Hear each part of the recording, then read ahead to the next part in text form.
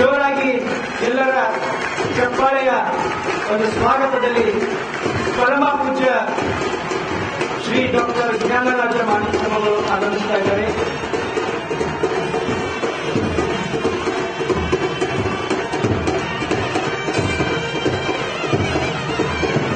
श्री माणिक प्रभु महाराज की जय. श्री माणिक प्रभु महाराज की. श्री माणिक प्रभु महाराज की.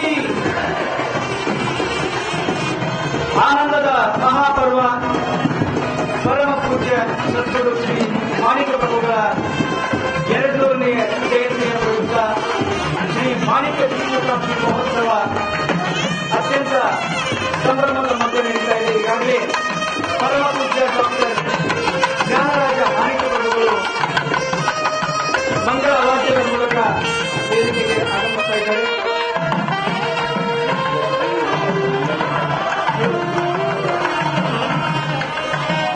ತಮ್ಮೆಲ್ಲರ ಜೋರಾದ ಚಪ್ಪಾಳೆ ಮತ್ತೊಮ್ಮೆ ಕೇಳಿಸಬೇಕು. ಸದ್ಗುರು ಶ್ರೀ ಮಾಣಿಕ ಪ್ರಭು ಮಹಾರಾಜ್ ಜಿ.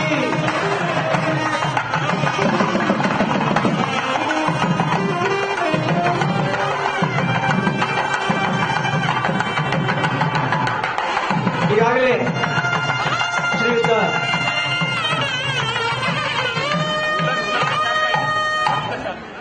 ಶ್ರೀ ಚಕ್ರವರ್ತಿ ಸೂಲಿಬೆಲೆಯವರು ಕೂಡ ವೇದಿಕೆಗೆ ಆಗಮಿಸಿದ್ದಾರೆ. ದಯವಿಟ್ಟು ಎಲ್ಲರೂ ತಮ್ಮ ತಮ್ಮ ಆಸನಗಳನ್ನು ಸ್ವೀಕರಿಸಬೇಕು.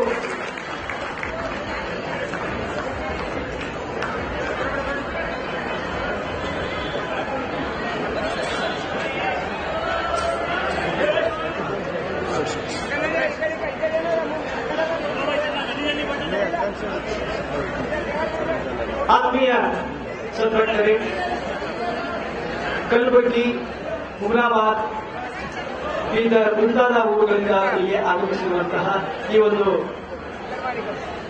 ಮಹೋತ್ಸವಕ್ಕೆ ಆಗಮಿಸಿರುವ ಎಲ್ಲರಿಗೂ ನಮಸ್ಕಾರ, ಶರಣು ಶರಣಾರ್ಥಿ. ನಿಮ್ಮ ಹೃದಯ ಮಂದಿರದಲ್ಲಿ ನೆಲೆಸಿರುವಂತಹ ಸದ್ಗುರು ಶ್ರೀ ಮಾಣಿಕ ಪ್ರಭುಗಳ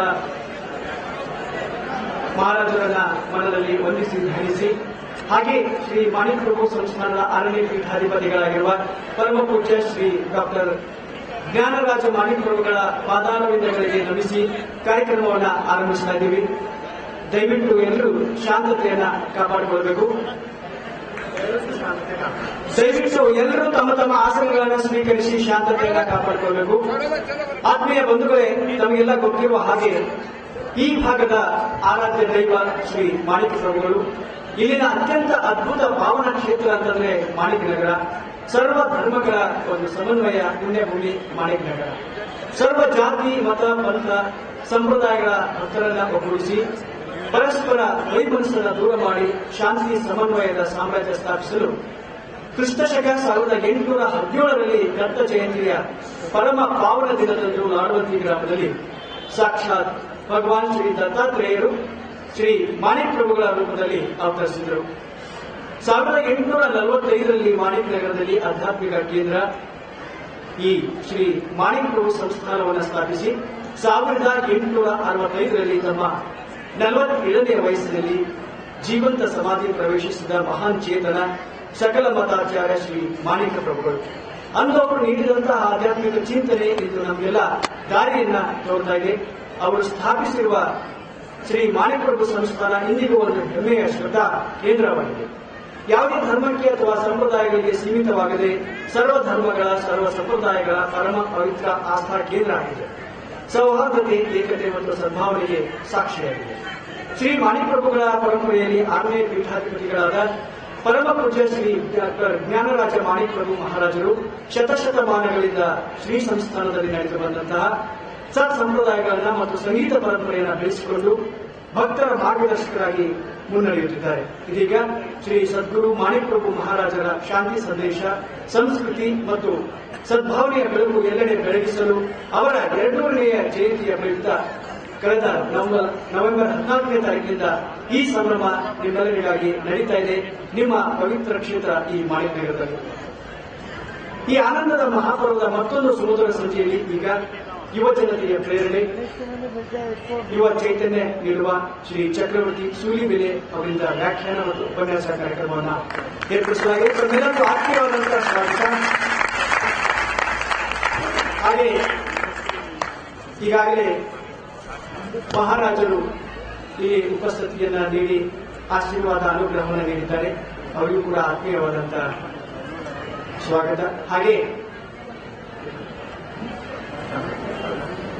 ಈಗಾಗಲೇ ತಿಳಿಸಿದಾಗೆ ಕಲಬುರಗಿ ಮಿಲ್ಕ್ ಫೆಡರೇಷನ್ನ ಸನ್ಮಾನ್ಯ ಅಧ್ಯಕ್ಷರಾದ ಶ್ರೀ ರೇವಣಸಿದ್ದಪ್ಪ ಪಾಟೀಲರು ಕೂಡ ಸಮಾರಂಭದಲ್ಲಿ ಉಪಸ್ಥಿತರಿದ್ದಾರೆ. ಅವರಿಗೂ ಕೂಡ ಆತ್ಮೀಯವಾದಂತಹ ಸ್ವಾಗತ. ಹಾಗೆ ಈ ಹೊತ್ತಿನ ಕಾರ್ಯಕ್ರಮದ ವಿಶೇಷ ಉಪನ್ಯಾಸಕರಾಗಿರುವಂತಹ ಶ್ರೀ ಚಕ್ರವರ್ತಿ ಸೂಲಿಬೆಲೆ ಅವರು ಆಗಮಿಸಿದ್ದಾರೆ. ಅವರಿಗೂ ಕೂಡ ಸ್ವಾಗತ. ಶ್ರೀಯುತರಿಗೆ ಸಂಸ್ಥಾನದ ಕಾರ್ಯದರ್ಶಿಗಳಾದ ಶ್ರೀ ಆನಂದರಾಜ್ ಮಾಣಿಕ್ ಪ್ರಭುಗಳು ಪುಷ್ಪಗುಚ್ಛವನ್ನು ನೀಡಿ ಸ್ವಾಗತಿಸುತ್ತಿದ್ದಾರೆ. ಅವರಿಗೂ ಕೂಡ ಅನಂತ ಧನ್ಯವಾದಗಳು. ಇನ್ನು ನೀವೆಲ್ಲರೂ ಅತ್ಯಂತ ಕಾತುರದಿಂದ ಕಾಯ್ತಿರುವಂತಹ ಈ ಒಂದು ಸಂದರ್ಭ, ಇವತ್ತಿನ ಈ ಶುಭ ಸಂಜೆಯಲ್ಲಿ ವಿಶೇಷವಾಗಿ ಸರ್ ಅವರು ಮಾತಾಡುವಾಗ ಹೆಚ್ಚಾಗಿ ಯುವಜನತೆಯ ಬಗ್ಗೆ ಮಾತಾಡ್ತಾರೆ. ಯುವಜನತೆಗೆ ಒಂದು ಪ್ರೇರಣೆ ನೀಡುವಂತಹ, ಯುವಜನತೆಗೆ ಒಂದು ಚೈತನ್ಯ ನೀಡುವಂತಹ ಮಾತುಗಳಿಂದ ಅನೇಕ ಜನ ಅವರ ಮಾತುಗಳಿಂದಲೇ ಬದಲಾಗಿದ್ದಾರೆ. ಅಂತಹ ಒಂದು ಚೈತನ್ಯ ಶಕ್ತಿ ಇವತ್ತು ನಮ್ಮ ಈ ಒಂದು ಕಾರ್ಯಕ್ರಮದಲ್ಲಿ ಇದೆ. ಇಂದು ಯುವ ಚೈತನ್ಯ ತುಂಬಲು ನವ ಉತ್ಸಾಹ ಉಳಿಸಲಿಕ್ಕೆ ಇವತ್ತು ಆಗಮಿಸಿರುವಂತಹ ಶ್ರೀಯುತ ಚಕ್ರವರ್ತಿ ಸೂಲಿಬೆಲೆ ಅವರ ಪೂರ್ಣ ಹೆಸರು ಮಿಥುನ್ ಚಕ್ರವರ್ತಿ. ಅವರು ಏಪ್ರಿಲ್ 9, 1980ರಲ್ಲಿ ಕಾರವಾರದ ಹೊನ್ನಾವರದಲ್ಲಿ ಜನಿಸಿದರು. ನಂತರ ಬೆಳೆದದ್ದು ಬೆಂಗಳೂರಿನ ಗ್ರಾಮಾಂತರ ಜಿಲ್ಲೆಯ ಹೊಸಕೋಟೆಯಲ್ಲಿರುವ ಸೂಲಿಬೆಲೆ. ಆದ್ರಿಂದ ಅವರಿಗೆ ಸೂಲಿಬೆಲೆ ಅನ್ನುವಂತಹ ಹೆಸರು ಕೂಡ ಇದೆ. ಭಟ್ಕಳದಲ್ಲಿ ಅಂಜುಮನ್ ಇಂಜಿನಿಯರಿಂಗ್ ಕಾಲೇಜಿನಲ್ಲಿ ತಮ್ಮ ಕಂಪ್ಯೂಟರ್ ಸೈನ್ಸ್ ಪದವಿಯನ್ನು ಮುಗಿಸಿ ಮುಂದೆ ಸಾಮಾಜಿಕ ಸೇವಾ ಕ್ಷೇತ್ರದಲ್ಲಿ ತೊಡಗಿಸಿಕೊಂಡರು. ನಂತರ ಸಾಮಾಜಿಕ ಸೇವೆ ಆರಂಭವಾದಿದ್ದು ಅವರ ರಾಜೀವ್ ದೀಕ್ಷಿತ್ ಅವರ ಆಜಾದಿ ಬಚಾವ್ ಆಂದೋಲನದ ಮೂಲಕ. ನಮ್ಮ ನೆಲ, ಜಲ, ಭಾಷೆ, ರಾಷ್ಟ್ರ ಪ್ರೇಮ ಮತ್ತು ಯುವ ಜನತೆಯಲ್ಲಿ ಆತ್ಮಸ್ಥೈರ್ಯ, ಆತ್ಮವಿಶ್ವಾಸ ಮೂಡಿಸುವ ಅವರ ಪ್ರೇರಣಾದಾಯಿ ಮಾತುಗಳಿಂದ ಹಲವರು ಈಗಾಗಲೇ ನಾನು ತಿಳಿಸಿದಂತೆ ಬದಲಾಗಿದ್ದಾರೆ, ಇನ್ನೂ ಬದಲಾಗ್ತಾ ಇದ್ದಾರೆ, ಬದುಕಿನಲ್ಲಿ ಸಾಧನೆಯತ್ತ ಸಾಗ್ತಾ ಇದ್ದಾರೆ. ಶ್ರೀಯುತರು 18ಕ್ಕೂ ಹೆಚ್ಚು ಕೃತಿಗಳು ಪ್ರಕಟಗೊಂಡಿವೆ, ಅನೇಕ ಲೇಖನಗಳು ಪ್ರಕಟಗೊಂಡಿವೆ. ನಾಡಿನ ಪ್ರತಿಷ್ಠಿತ ಪತ್ರಿಕೆಗಳಿಗೆ ಹಲವು ವರ್ಷಗಳಿಂದ ನಿರಂತರವಾಗಿ ಅಂಕಣಕಾರರಾಗಿ ತಮ್ಮ ವಿಚಾರಗಳಿಂದ ಜನರನ್ನ ತಲುಪ್ತಾ ಇದ್ದಾರೆ. ಇತ್ತೀಚೆಗೆ ಯುವ ಜನರಿಗಾಗಿ ವಿಶೇಷ ಚೈತನ್ಯವನ್ನು ಮೂಡಿಸಲು ಯುವ ಬ್ರಿಗೇಡ್ ಮತ್ತು ಅದರ ಇನ್ನೊಂದು ಉಪ ಅಂಗ ಸಹೋದರಿ ನಿವೇದಿತಾ ಪ್ರತಿಷ್ಠಾನವನ್ನು ಕೂಡ ಸ್ಥಾಪಿಸಿ ಅಲ್ಲಿ ಹೆಚ್ಚು ಯುವ ಜನತೆಗೆ ಪ್ರೇರಣೆಯನ್ನ ನೀಡ್ತಾ ಇದ್ದಾರೆ. ಇಂದಿನ ಈ ಶುಭ ಸಂಜೆಯಲ್ಲಿ ತಮ್ಮ ವಿಚಾರಗಳಿಂದ, ತಮ್ಮ ವಾಗ್ಶೈಲಿಯಿಂದ ನಮ್ಮ ಉತ್ಸಾಹ ಇನ್ನಷ್ಟು ಇಮ್ಮಡಿಗೊಳಿಸಲಿಕ್ಕೆ ಅವರು ನಮ್ಮೊಂದಿಗಿರುವುದು ನಮ್ಮೆಲ್ಲರ ಸೌಭಾಗ್ಯ. ಅವರಿಗೆ ಮತ್ತೊಮ್ಮೆ ಆತ್ಮೀಯವಾದಂತಹ ಸ್ವಾಗತ. ಅವರ ಪ್ರೇರಣಾದಾಯಿ ಮಾತುಗಳು ಈಗ ತಮ್ಮ ಮುಂದೆ ಶ್ರೀಯುತ ಚಕ್ರವರ್ತಿ ಸೂಲಿಬೆಲೆ ಸರ್. ಸ್ವಾಗತ.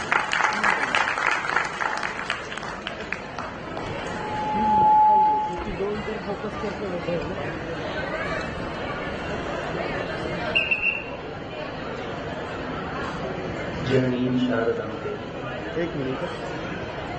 रामकृष्णं जगद्गुरु पादपद्मे तयोः श्रित्वा प्रणमामि.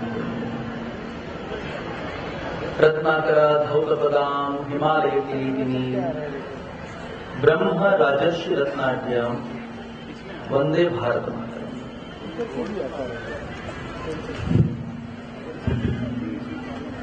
मेरी आपसे निवेदन है मेरा कि आप लोग शांतचित्त होकर चक्रवर्ती जी के व्याख्यान को सुने. उनका व्याख्यान प्रारंभ हो चुका है. कृपया जो पीछे लोग हैं उनसे निवेदन है कि कृपया शांतचित्त होकर बैठे. ವೇದಿಕೆಯ ಮುಂಭಾಗದಲ್ಲಿ ಆಸೀನರಾಗಿರುವಂತಹ ಪ್ರಭು ಮಹಾರಾಜರಿಗೆ ಅತ್ಯಂತ ಶ್ರದ್ಧಾಪೂರ್ವಕ ಪ್ರಣಾಮಗಳನ್ನು ಸಮರ್ಪಿಸುತ್ತಾ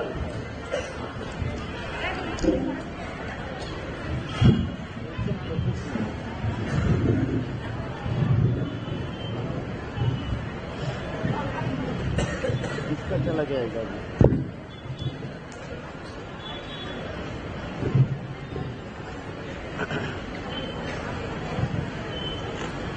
ಆಗಮಿಸಿರುವಂತಹ ಸಮಸ್ತ ದೇಶಭಕ್ತ ಬಂಧುಗಳಿಗೆ, ಮಾತಾ ಭಗಿನಿಯರಿಗೆ ಹಾಗೂ ನನ್ನ ನೆಚ್ಚಿನ ತರುಣ ಮಿತ್ರರಿಗೆ ಅತ್ಯಂತ ಪ್ರೀತಿಪೂರ್ವಕವಾದ ನಮಸ್ಕಾರಗಳು.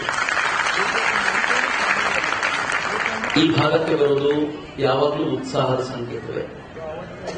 ನನ್ನ ಅತ್ಯಂತ ಹೆಚ್ಚು ಗೌರವಿಸುವಂತ ಆದರಣೀಯ ಬಸವರಾಜ್ ಪಾಟೀಲ್ ಜಿ ಸೇಲಂ ಅವರು ಕಳೆದ ಕೆಲವಾರು ವರ್ಷಗಳ ಹಿಂದೆ ಕಲಬುರಗಿ ಕಂಪು ಅಂತ ಒಂದು ದೊಡ್ಡ ಕಾರ್ಯಕ್ರಮ ಮಾಡಿದಾಗ ಆ ನೆಪದಲ್ಲಿ ನಾನು ಈ ಭಾಗದಲ್ಲೆಲ್ಲ ಓಡಾಡುವಂತ ಅವಕಾಶ ಸಿಕ್ಕಿತ್ತು. ಹೀಗಾಗಿ ನಾನು ಯಾವಾಗಲೂ ಬೀದರ್, ಕಲಬುರಗಿ ಎಲ್ಲ ಜಿಲ್ಲೆ ನೆನಪಿಸಿಕೊಂಡಾಗ ನನ್ನ ಜಿಲ್ಲೆ ಎನ್ನಿಸುವಷ್ಟರ ಮಟ್ಟಿಗೆ ಬೇರೆಲ್ಲ ಜಿಲ್ಲೆಗಳಿಗಿಂತ ಹೆಚ್ಚು ಪ್ರೀತಿಯನ್ನು ಈ ಜಿಲ್ಲೆ ಕೊಟ್ಟಿದೆ.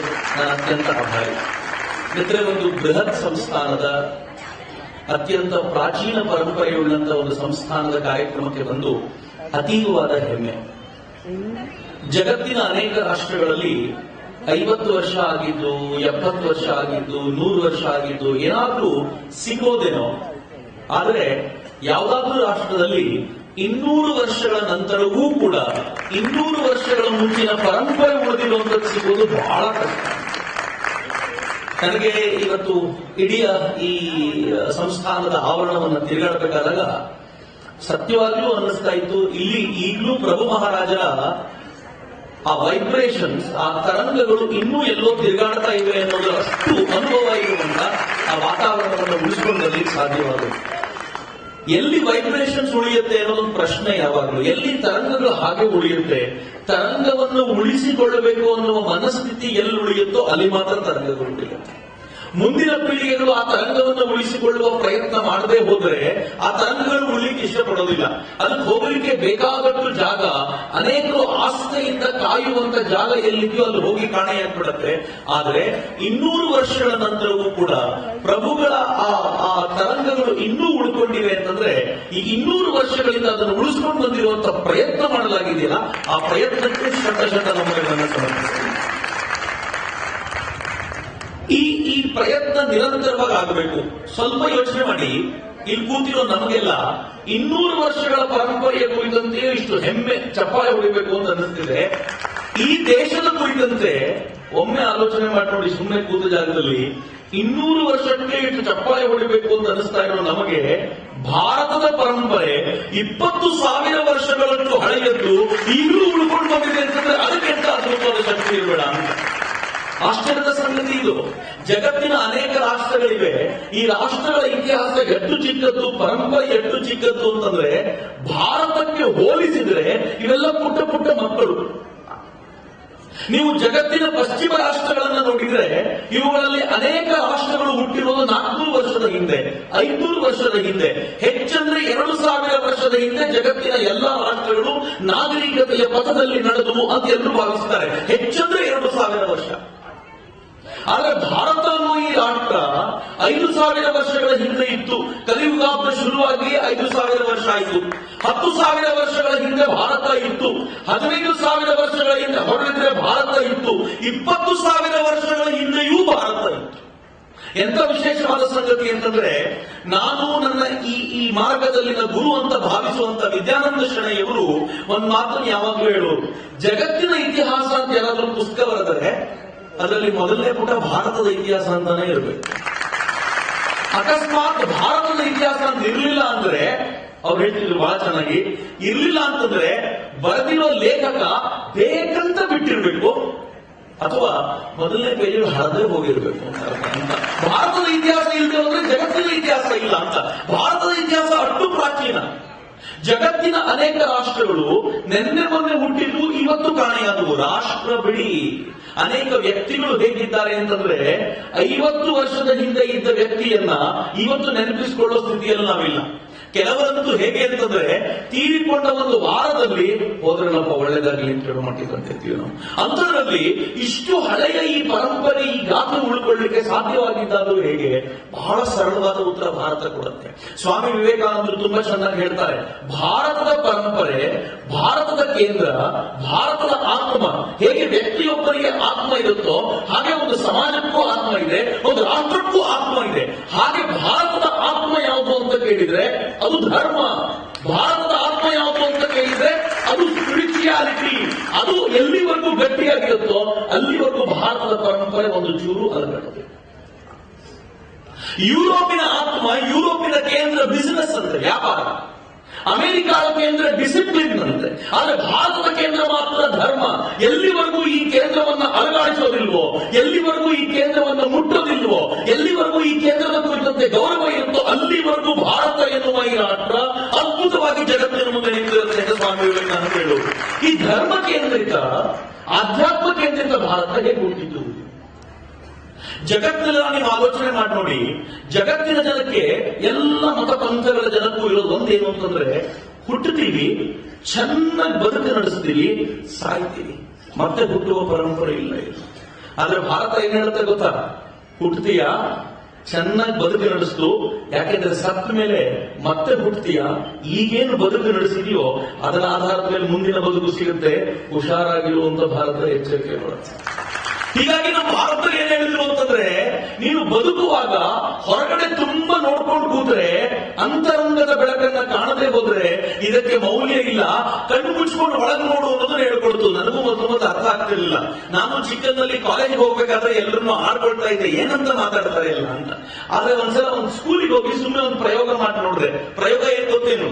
ಕೂತಿರುವ ಎಲ್ಲ ಮಕ್ಕಳಿಗೂ ನಾನು ಕೇಳ್ಕೊಂಡೆ, ಎಲ್ಲಿ ಎಲ್ಲ ಮಕ್ಕಳು ಒಂದು ಕ್ಷಣ ಕಣ್ಣು ಮುಚ್ಕೊಂಡು ನೀವು ಪ್ರತಿನಿತ್ಯ ಪೂಜೆ ಮಾಡೋ ದೇವರನ್ನ ನೋಡಿ ಅಂತ ಹೇಳಿದ ತಕ್ಷಣ ಹುಡುಗರೆಲ್ಲ ಕಣ್ಣು ಮುಚ್ಕೊಂಡ್ರು. 1 ನಿಮಿಷ ಆದ್ಮೇಲೆ ದೇವರು ಕಾಣಿಸ್ತು ಅಂತ ಹೇಳಿದ್ರು.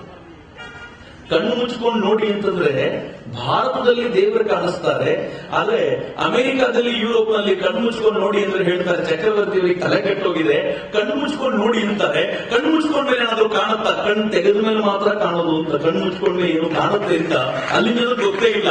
ಭಾರತ ಹೇಳುತ್ತೆ ಕಣ್ಣು ಮುಚ್ಕೊಂಡ್ಮೇಲೆ ಏನ್ ಕಾಣುತ್ತೋ ಅದು ಮಾತ್ರ ಸತ್ಯ, ಕಣ್ಣು ತೆಗೆದಾಗ ಕಂಡಿದ್ದೆಲ್ಲ ಸುಳ್ಳು. ಯೋಚನೆ ಮಾಡಿ ಎಷ್ಟು ಚೆನ್ನಾಗಿದೆ. ನಾನು ತುಂಬಾ ಸಲ ನೆನಪಿಸ್ಕೊಳ್ತೀನಿ ಬಹಳ ಹುಡುಗರ ನಡುವೆ.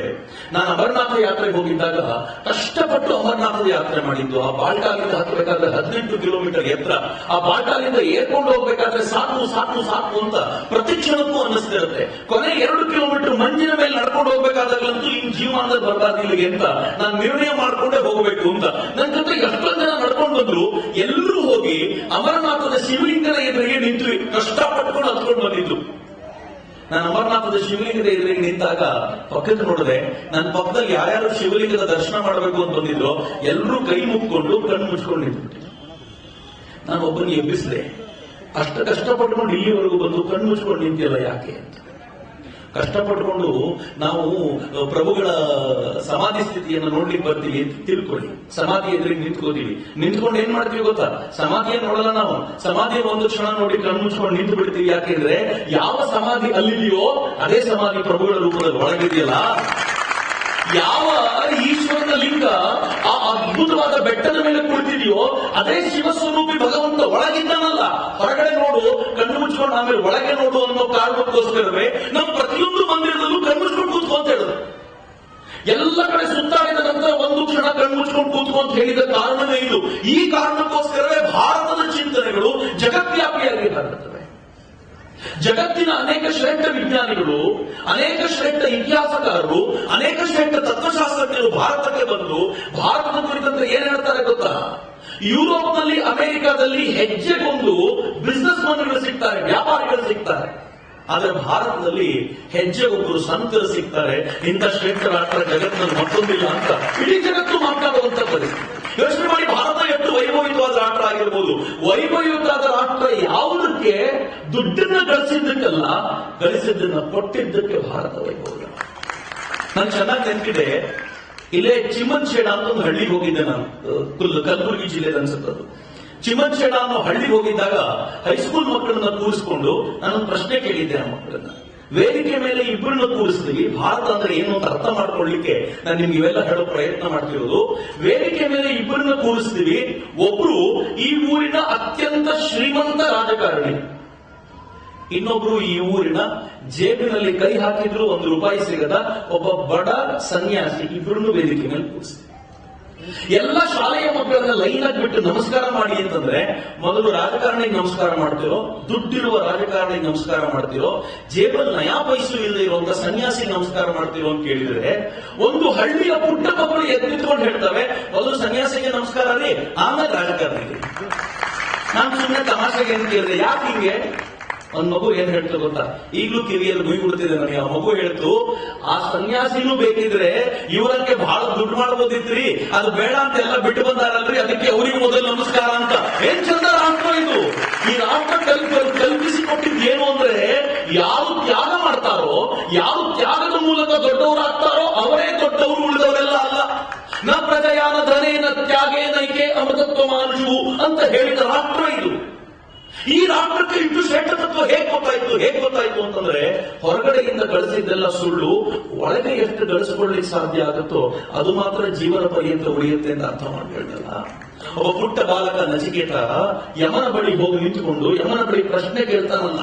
ಯಮ 3 ವರ ಕೊಡ್ತಾನ, ಈ 3 ವರದಲ್ಲಿ ಏನ್ ಬೇಕಿದ್ರು ಕೇಳ್ಕೊ ಅಂತ. ಅವ್ನು ಏನ್ ಬೇಕಿದ್ರು ಕೇಳ್ಕೊಳ್ಬಹುದಿತ್ತು, ಇಡೀ ಭೂಮಂಡಲವನ್ನೇ ಕೇಳ್ಕೊಳ್ಬಹುದಿತ್ತು. ಯಮನಿಗೆ ಕೊಡ್ಲಿಕ್ಕೆ ಆಗದೆ ಇರುವಂತದ್ದು ಏನೂ ಇಲ್ಲ. ನಚಿಕೇತ ಅನ್ನೋ 9 ವರ್ಷದ ಹುಡುಗ ಯಮರಾಜನ ಮುಂದೆ ಏನ್ ಕೇಳ್ತಾನೆ ಗೊತ್ತಾ?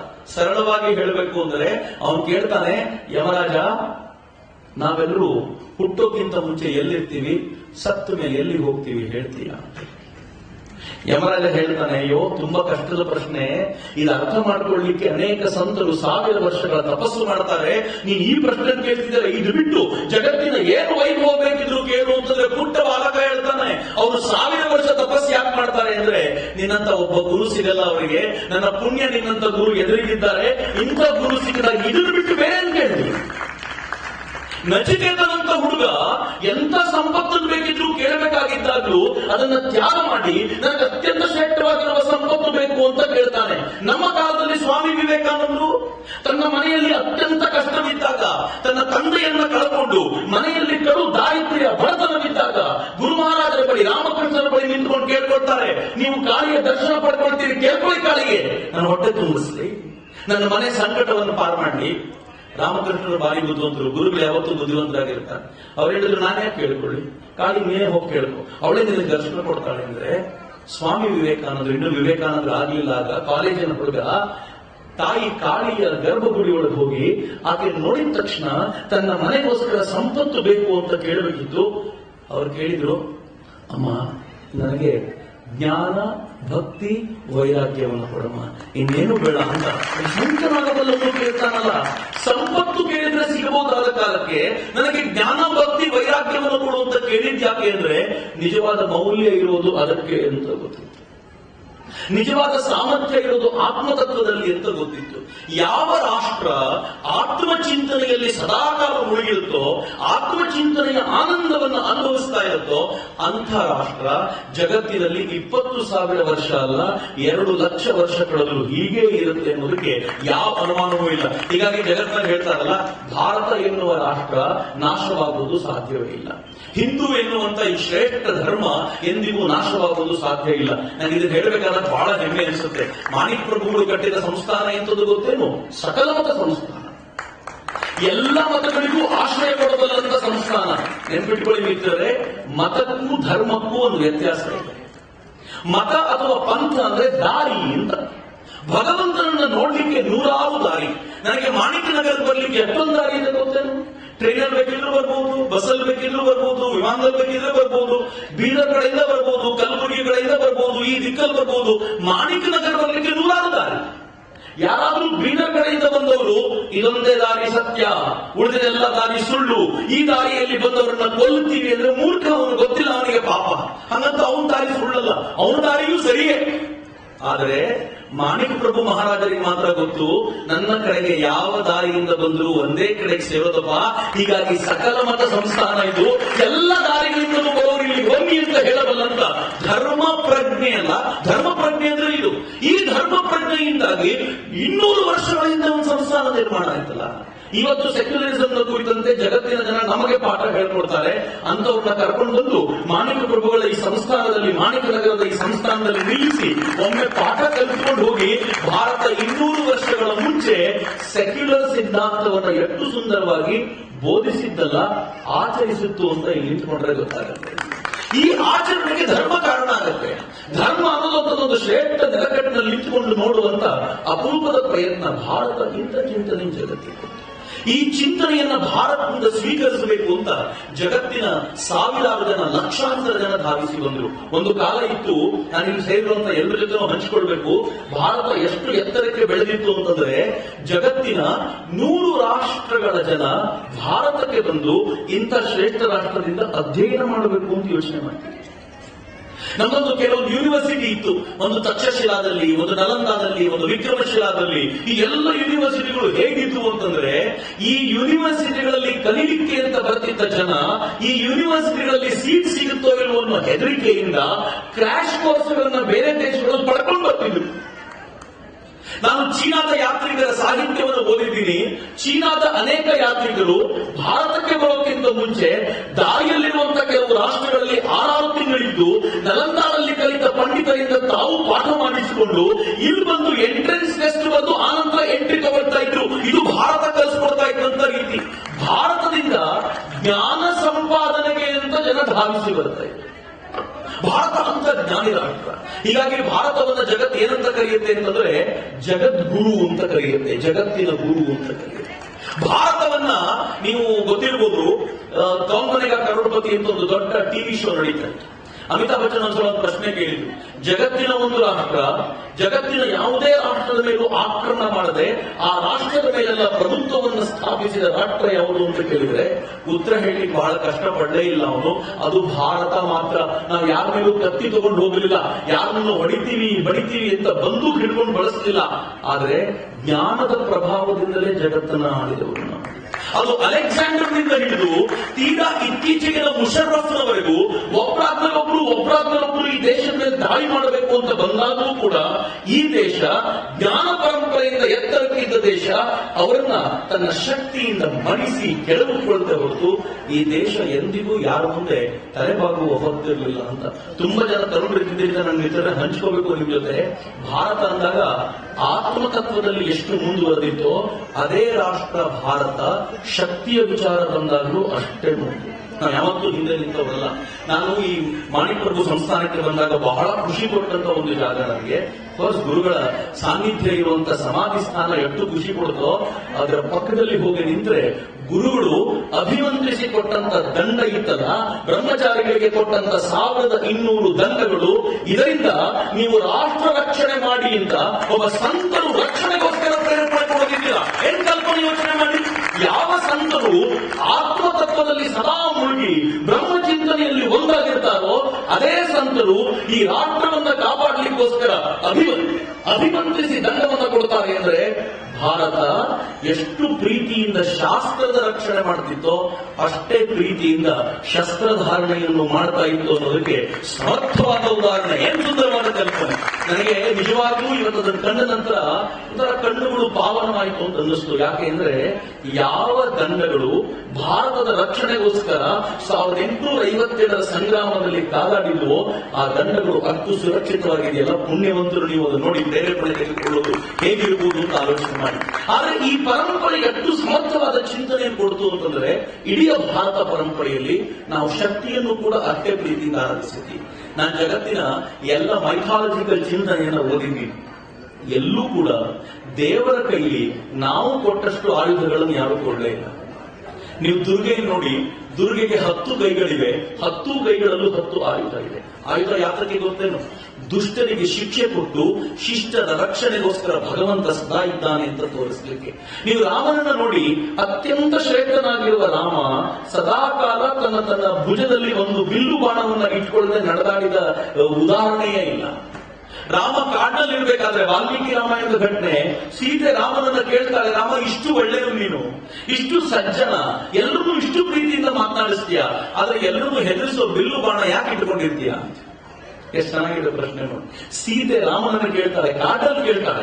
ಕಾಡಿನಲ್ಲೂ ಯಾಕೆ ಅಂತಂದ್ರೆ ವನವಾಸಕ್ಕೆ ಹೋಗ್ಬೇಕು, ಇನ್ನು ರಾಜ್ಯದ ಜವಾಬ್ದಾರಿ ಮುಗಿತು, ಇನ್ನು ವನವಾಸಕ್ಕೆ ಹೋಗಬೇಕು ಅನ್ನೋ ಪರಿಸ್ಥಿತಿ ಬಂದಾಗ ಆ ಪರಿಸ್ಥಿತಿಯಲ್ಲಿ ಸೀತೆ ಕೇಳ್ತಾಳೆ, ನೀನು ಇಷ್ಟು ಒಳ್ಳೆಯವರು, ಇಷ್ಟು ಸಜ್ಜನ, ನೀನ್ ಮಾತಾಡಿದ್ರೆ ಮುತ್ತು ಉದುರುತ್ತೆ, ನೀನ್ ಮಾತಾಡಿದ್ರೆ ಮಾಧುರ್ಯ ಹೋಗುತ್ತೆ, ಅಂಥದ್ರಲ್ಲಿ ನೀನ್ ಯಾಕೆ ಈ ಬಿಲ್ಲುಬಾಣ ಹೊತ್ಕೊಂಡು ತಿರುಗಾಡ್ತಿದ್ಯಾ ಅಂತಂದ್ರೆ ಅವನು ಹೇಳ್ತಾನೆ, ನಾನು ನನ್ನ ಭರತನ ಸಾಮ್ರಾಜ್ಯದ ರಕ್ಷಣೆಗೆ ಅಂತ ತಿರುಗಾಡ್ತಿದ್ದೀನಿ. ನನ್ನಿಂದಾಗಿ ಯಾರಿಗೂ ಭಯ ಇಲ್ಲ, ಆದರೆ ರಾಜ್ಯಕ್ಕೆ ಅಭಯ ನೀಡಬೇಕಾದ್ರೆ ನನ್ನ ಕೈಯಲ್ಲಿ ಒಂದು ಶಸ್ತ್ರ ಬೇಕು, ಅದನ್ನು ಹಿಡ್ಕೊಂಡಿದ್ದೀನಿ ಅಂತ. ಏನ್ ಚಂದದ ಮಾತು ಹೇಳ್ತಾನೆ. ಆಲೋಚನೆ ಮಾಡಿ, ಭಾರತ ಶಸ್ತ್ರ ಮತ್ತು ಶಾಸ್ತ್ರಗಳನ್ನ ಜೊತೆಯಲ್ಲೇ ಆರಾಧಿಸಿರುವಂತಹ ರಾಷ್ಟ್ರ. ಹೇಗೆ ಶಸ್ತ್ರದ ರಕ್ಷಣೆ ಆಯ್ತು ಅಂತಂದ್ರೆ, ಈ ದೇಶದ ಮೇಲೆ ಪ್ರತಿ ಬಾರಿ ಒಬ್ಬರಾದ್ಮೇಲೆ ಆಕ್ರಮಣ ಮಾಡುವಾಗ ಈ ದೇಶದ ರಾಜರು ಅವ್ರನ್ನ ತಡಿಲಿಕ್ಕೆ ಅಂತ ಎದ್ದು ನಿಂತರು. ಹೇಗೆ ಎದ್ದು ನಿಂತರು? ಈ ದೇಶದ ಮೇಲೆ ಗೋರಿ ಗಜನಿಯರ ದಾಳಿಯಾಗುವಾಗ ಅವರನ್ನು ಎದುರಿಸಲಿಕ್ಕೆ ಅಂತ ಈ ದೇಶದ ಸಾಮಾನ್ಯ ಜನತೆ ನಿಂತು. ಈ ದೇಶದ ಮೇಲೆ ಅಲೆಕ್ಸಾಂಡರ್ನ ದಾಳಿಯಾಗುವಾಗ ಅಲೆಕ್ಸಾಂಡರ್ನ ಎದುರಿಸಲಿಕ್ಕೆ ಅಂತ ಒಂದು ಹೆಣ್ಮಗಳು ಕತ್ತಿ ಹಿಡಿದು ನಿಂತರು. ತೀರಾ ಹುಬ್ಬಳ್ಳಿಯ ಹೆಣ್ಣುಮಗಳು ಆ ಕಿತ್ತೂರಿನಲ್ಲಿದ್ದಂತ ಚೆನ್ನಮ್ಮ ತಾನು ತ್ಯಾಗರೆಯ ಕತ್ತನ್ನ ಕಳೆದು ತನ್ನ ಕೋಟೆಗೆ ತೂಗ ಹಾಕಿ ಹೇಳ್ತಾಳೆ, ಮತ್ತೊಬ್ಬ ತ್ಯಾಗರೆ ಇದ್ರೆ ಬನ್ನಿ ನಾನು ನೋಡ್ಕೊಳ್ತೀನಿ ಅಂತ. ಏನು ಸಾಮರ್ಥ್ಯದ ಕಲ್ಪನೆಗೆ ದೇಶ ಕೊಡ್ತು. ಝಾನ್ಸಿ ರಾಣಿ ಲಕ್ಷ್ಮೀಬಾಯಿ ತನ್ನ ಬೆನ್ನಿಗೆ ಒಬ್ಬ ಪುತ್ರನನ್ನ ಮಗುವನ್ನ ಕಟ್ಟಿಕೊಂಡು ಇಡೀ ಬ್ರಿಟಿಷ್ ಸಾಮ್ರಾಜ್ಯವನ್ನ ಎದುರಿಸಲಿಕ್ಕೆ ಅಂತ ನಿಲ್ತಾಳಲ್ಲ, ಒಂದು ಹೆಣ್ಣು ಮಗಳು ಇಂಥ ಸಾಮರ್ಥ್ಯವನ್ನು ತೋರಿಸ್ತಾಳೆ.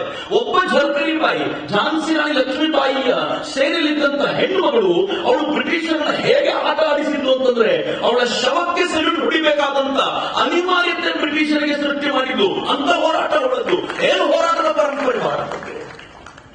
ಆದ್ರೆ ದುರ್ದೈವದ ಸಂಗತಿ ಏನು ಗೊತ್ತೇನು? ಶಸ್ತ್ರ ಮತ್ತು ಶಾಸ್ತ್ರಗಳು ಇಷ್ಟು ತುದಿಯಲ್ಲಿದ್ದ ಭಾರತ ಬ್ರಿಟಿಷರ ಆಕ್ರಮಣದ ಕಾಲದ ವೇಳೆಗೆ ಪೂರ್ತಿ ನಶಿಸಿತು. ಭಾರತದ ಶ್ರೀಮಂತಿಗೆ ಎಷ್ಟಿತ್ತು ಗೊತ್ತಾ ಮಿತ್ರರೇ? ಇವತ್ತು ನಾವೆಲ್ಲ ಕಡು ದಾರಿದ್ರ್ಯದಲ್ಲಿ ನರಳುತ್ತೀವಲ್ಲ. ಇವತ್ತು ಭಾರತದ ಬಗ್ಗೆ ಮಾತನಾಡಬೇಕಾದ್ರೆ ಭಾರತ ಹಂಗರ್ ರೇಟ್ ನಲ್ಲಿ ಇಂಡೆಕ್ಸ್ ನಲ್ಲಿ ಎಷ್ಟನೇ ನಂಬರ್ ಇದೆ, ಹಸಿವಿನ ಇಂಡೆಕ್ಸ್ ನಲ್ಲಿ ಎಷ್ಟನೇ ನಂಬರ್ ಇದೆ ಅಂತ ಲೆಕ್ಕ ಹಾಕ್ತಿರ್ತೀವಲ್ಲ. ಜಗತ್ತಿಗೆ ಅನ್ನ ಕೊಟ್ಟ ಭಾರತ ಇವತ್ತು ತಾನು ಹಸಿವಿನಲ್ಲಿ ನರಳುತ್ತಾ ಇದೆ ಅಂತಂದ್ರೆ ಈ ದೊಡ್ಡ ಪಲ್ಲಟ ಹೇಗಾಯ್ತು ಅಂತ ಯಾವತ್ತಾದ್ರೂ ಯೋಚನೆ ಮಾಡಬೇಕಲ್ಲ. ಈ ದೇಶಕ್ಕೆ ಆಕ್ರಮಣ ಮಾಡಬೇಕು ಅಂತ ಬಂದ ಬ್ರಿಟಿಷರು ಈ ದೇಶದಲ್ಲಿ ವ್ಯಾಪಾರ ಮಾಡಬೇಕು ಅನ್ನೋ ಕಲ್ಪನೆಯಿಂದ ಬಂದರು. ಈ ದೇಶವನ್ನು ನೋಡಿದ್ರು ಮುಗ್ಧರಾಗಿರುವ ಈ ಜನರನ್ನ ಹೇಗಾದ್ರೂ ಮಾಡಿ ಲೂಟಿ ಮಾಡಿಕೊಂಡು ಈ ದೇಶವನ್ನ ಪೂರ್ತಿ ತಮ್ಮ ತೆಕ್ಕೆಗೆ ತೆಗೆದುಕೋಬೇಕು ಅಂತ ಹೇಗೆ ಲೂಟಿ ಮಾಡಿದ್ರು ಅಂತಂದ್ರೆ, ಈ ದೇಶದ ಜನರನ್ನ ತಲೆ ಎತ್ತಿ ತಿರುಗಾಡ್ಲಿಕ್ಕೆ ಬಿಡ್ಲಿಲ್ಲ. ಲೂಟಿ ಹೇಗಾಯ್ತು ಅಂದ್ರೆ, ಒಬ್ಬ ಬ್ರಿಟಿಷ್ ಲೇಖಕ ಬರೀತಾನೆ, ತುಂಬಾ ಚೆನ್ನಾಗಿದೆ ಈ ಮಾತು ಕೇಳಿ. ಈ ಮಾತನ್ನ ಇತ್ತೀಚೆಗೆ ಈ ಶಶಿ ತರೂರ್, ಕಾಂಗ್ರೆಸ್ನ ನಾಯಕರು ಶಶಿ ತರೂರ್ ಒಂದು ಪುಸ್ತಕ ಬರೆದ್ರು, ದ ಎರಾ ಆಫ್ ಡಾರ್ಕ್ನೆಸ್ ಅಂತ. ಆ ಎರಾ ಆಫ್ ಡಾರ್ಕ್ನೆಸ್ ಅಲ್ಲಿ ಬಳಸಿರುವಂತಹ ಒಂದು ಪದ, ಒಂದು ವಾಕ್ಯ ನನಗೆ ಈಗಲೂ ಗಾಬರಿ ಹುಟ್ಟಿಸುತ್ತೆ. ಒಬ್ಬ ಬ್ರಿಟಿಷ್ ಲೇಖಕ ಬರೀತಾನಂತೆ, ಬ್ರಿಟಿಷರು ಭಾರತದಲ್ಲಿ ಲೂಟಿ ಹೇಗ್ ಮಾಡಿದ್ರು ಅಂತಂದ್ರೆ, ಒಂದು ಸ್ಪಂಜ್ ತಗೊಂಡು ಬಂದು ಗಂಗಾ ನದಿಯಲ್ಲಿ ಅದ್ದಿ, ಯೋಚನೆ ಮಾಡಿ ಎಷ್ಟು ಚೆನ್ನಾಗಿದೆ, ಗಂಗಾ ನದಿಯಲ್ಲಿ ಸ್ಪಂಜನ್ನ ಅದ್ದಿ ಅಷ್ಟು ನೀರನ್ನು ಹೀರಿಕೊಂಡು ಇಂಗ್ಲೆಂಡಿನ ಥೇಮ್ಸ್ ನದಿಯಲ್ಲಿ ಹಿಂಡಿದಂತೆ ಈ ದೇಶದ ಸಂಪತ್ತನ್ನು ಹಿಂಡಿ ಬಿಟ್ಟು ತಮ್ಮ ದೇಶ. ಹೇಗೆ ಹಿಂಡಿದ್ರು ಗೊತ್ತಾ? ಈ ದೇಶದ ಸಾಮಾನ್ಯ ಜನತೆ ಭೂಮಿಯೊಂದಿಗೆ ಬದುಕಲಾರದಂತೆ ಮಾಡಿದ್ರು. ಈ ದೇಶದ ಸಾಮಾನ್ಯ ಜನತೆ ಬಟ್ಟೆ ನೇಯದಂತೆ ಮಾಡಿದ್ರು. ಈ ದೇಶದ ಸಾಮಾನ್ಯ ಜನತೆ ಅನ್ನ ಉಣ್ಣದಂತೆ ಮಾಡಿದ್ರು. ಅದುವರೆಗೂ ತೆರಿಗೆಯನ್ನ ಕಟ್ತಾ ಇದ್ದಿದ್ದು ಭಾರತ ಹೇಗೆ ಅಂತಂದ್ರೆ, ತಮ್ಮ ಜಮೀನಿನಲ್ಲಿ ಬೆಳೆದ ಉತ್ಪನ್ನವನ್ನ ತೆರಿಗೆಯಾಗಿ ಕಟ್ತಾ ಇತ್ತು. ತೆರಿಗೆಯಾಗಿ ಕಟ್ತಾ ಇದ್ದಿದ್ದು ಯಾರಿಗೆ ಗೊತ್ತಾ? ಭಾರತದ ವ್ಯವಸ್ಥೆಯೇ ಸುಂದರ. ಯಾರು ತೆರಿಗೆಯನ್ನ ನೇರವಾಗಿ ರಾಜನಿಗೆ ಕಟ್ತಿರ್ಲಿಲ್ಲ. ಮಧ್ಯೆ ಒಂದು ದೇವಸ್ಥಾನ ಇರ್ತಿತ್ತು, ದೇವಸ್ಥಾನದ ಮೂಲಕ ರಾಜನಿಗೆ.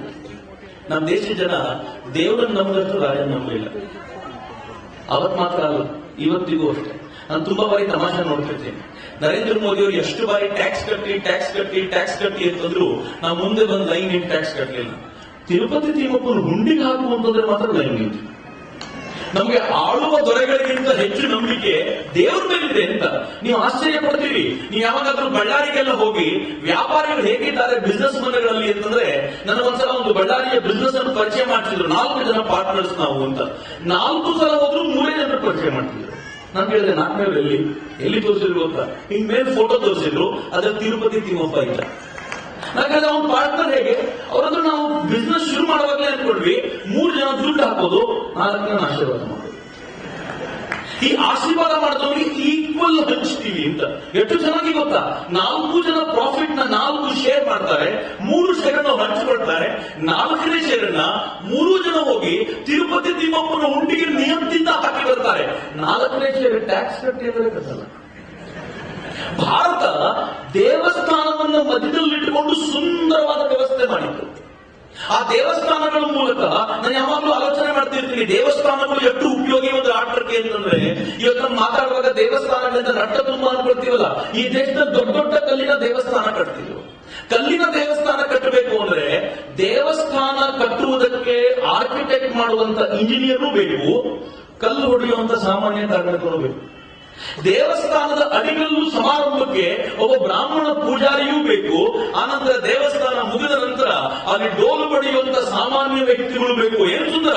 ಸಮಾಜದ ಎಲ್ಲರನ್ನೂ ಕೂಡ ಒಂದು ದೇವಸ್ಥಾನದ ನೆಪದಲ್ಲಿ ಜೀವನದಲ್ಲಿ ಕೆಲಸಕ್ಕೆ ಜೋಡಿಸಬಲ್ಲ ಆಲೋಚನೆ ಇತ್ತಲ್ಲ, ಅದನ್ನ ರಾಜ ಮಾಡ್ತಿದ್ದ. ಅವನು ಯಾವತ್ತು ಬಿಟ್ಟಿ ಅನ್ನ ಕೊಟ್ಟು ಯೋಜನೆ ಮಾಡಿದ್ದೇ ಇಲ್ಲ. ಅವನು ಯಾವತ್ತು ಯಾವುದೇ ಅಕ್ಕಿಯನ್ನು ಕೊಟ್ಟು ಧಾನ್ಯವನ್ನು ಕೊಟ್ಟು ಎಲ್ಲರೂ ಫ್ರೀಯಾಗಿ ಕುತ್ಕೊಂಡು ಉಣ್ಣಿ ಅಂತ ಏನಿಲ್ಲ. ನಾನು ನಿಮ್ಗೆ ಊಟ ಫ್ರೀಯಾಗಿ ಕೊಡ್ತೀನಿ, ಆದ್ರೆ ಊಟ ಮಾಡೋಕ್ಕಿಂತ ಮುಂಚೆ 8 ಗಂಟೆ ಕೆಲಸ ಮಾಡಿ ಊಟ ಮಾಡುವ ಅನ್ನೋ ಯೋಜನೆ ರೂಪಿಸಿತ್ತಲ್ಲ, ಇದು ಭಾರತದ ಆಲೋಚನೆ. ಆದ್ರೆ ಮಿತ್ರರೇ, ಈ ದೇಶವನ್ನ ಎಷ್ಟು ಚೆನ್ನಾಗಿ ಬ್ರಿಟಿಷರು ಹಾಳು ಮಾಡಿದ್ರು ಅಂತಂದ್ರೆ, ದೇವಸ್ಥಾನಗಳ ಮೇಲಿನ ಗೌರವ ಕಳೆದರು. ದೇವಸ್ಥಾನಗಳು ಸಂತರ ಮೇಲಿದ್ದಂತ ಶ್ರದ್ಧೆಯನ್ನ ಹಂತ ಹಂತವಾಗಿ ನಾಶ ಮಾಡಿದ್ರು. ಟ್ಯಾಕ್ಸ್ ಕಟ್ಟುವ ಪರಿಸ್ಥಿತಿ ಬಂದಾಗ ರೂಲ್ ಬುಕ್ ಮಾಡಿದ್ರು. ಎಲ್ಲರೂ ಇಷ್ಟು ಟ್ಯಾಕ್ಸ್ ಕಟ್ಟಬೇಕು, ಯಾವ ವಸ್ತುಗಳ ರೂಪದಲ್ಲಿ ಕಟ್ಟಬಾರದು, ಎಲ್ಲರೂ ನೀವು ಇನ್ನು ಮುಂದೆ ಹಣದ ರೂಪದಲ್ಲಿ ಕಟ್ಟಬೇಕು ಅಂತ ರೈತನು ಮಾರ್ಕೆಟ್ಗೆ ಬಂದು ತನ್ನ ವಸ್ತುವನ್ನ ಮಾರಾಟ ಮಾಡಬೇಕಾದ ಅನಿವಾರ್ಯತೆಗೆ ಸಿಲುಕುವಂತೆ ಮಾಡಿದ್ರು. ಈ ಅನಿವಾರ್ಯತೆಯಲ್ಲಿ ಸಿಲುಕಿದ ರೈತ ಏನ್ ಮಾಡ್ದ, ಆ ವಸ್ತುಗಳನ್ನ ಮಾರಾಟ ಮಾಡ್ಲಿಕ್ಕೆ ಗೊತ್ತಾಗದೆ ತಾನು ನಷ್ಟವನ್ನು ಅನುಭವಿಸ್ತಾ ಹೋದ. ಕಾಲಕ್ರಮದಲ್ಲಿ ತೆರಿಗೆ ಕಟ್ಟಲಿಕ್ಕಾಗದೆ ತನ್ನ ಜಮೀನನ್ನ ಬಿಟ್ಟು ಓಡೋಗ್ಲಿಕ್ಕೆ ಶುರು ಮಾಡಿದ. ದಾರಿದ್ರ್ಯ ಹೀಗೆ ಬಂತು ಭಾರತ.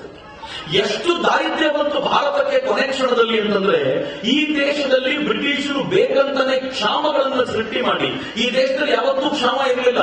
ಮಿತ್ರನಿಗೆ ಆಶ್ಚರ್ಯ ಆಗುತ್ತೆ ನಾನು ಹೇಳಿದ್ರೆ, ದೂರದ ಹರಪ್ಪಾದಲ್ಲಿ ನೀವು ಗುಜರಾತಿನ ಕಚ್ನ ದಾಟ್ಕೊಂಡು ಮುಂದಕ್ಕೆ ಹೋದ್ರೆ ಅಲ್ಲೊಂದು ಜಾಗ ಇದೆ, ಅದು ಹರಪ್ಪಾದ ಅವಶೇಷಗಳು ಈಗಲೂ ಇವೆ. ಹರಪ್ಪಾದ ಅವಶೇಷಗಳು ಹೇಗೆ ಅಂತಂದ್ರೆ, ನಿಮಗೆ ಕ್ಷಾಮ ಬರಲಿಕ್ಕೆ ಸಾಧ್ಯವೇ ಇಲ್ಲದಂತ ಸುಂದರವಾದ ರೂಪುರೇಷೆಯನ್ನ ಮಾಡ್ಕೊಂಡಿದ್ದಾರೆ. ಅಷ್ಟು ವ್ಯವಸ್ಥಿತವಾಗಿದ್ದಂತ ಭಾರತದಲ್ಲಿ ಕ್ಷಾಮಗಳ ಮೇಲೆ ಕ್ಷಾಮ ಬಂತು. ಯಾಕೆ ಅಂದ್ರೆ ಬ್ರಿಟಿಷ್ ಯೋಚನೆ ಮಾಡಿದ್ರು, ಈ ದೇಶ ಜನರನ್ನು ಬೆಳಿಲಿಕ್ಕೆ ಬಿಡಬಾರದು ಅಂತ.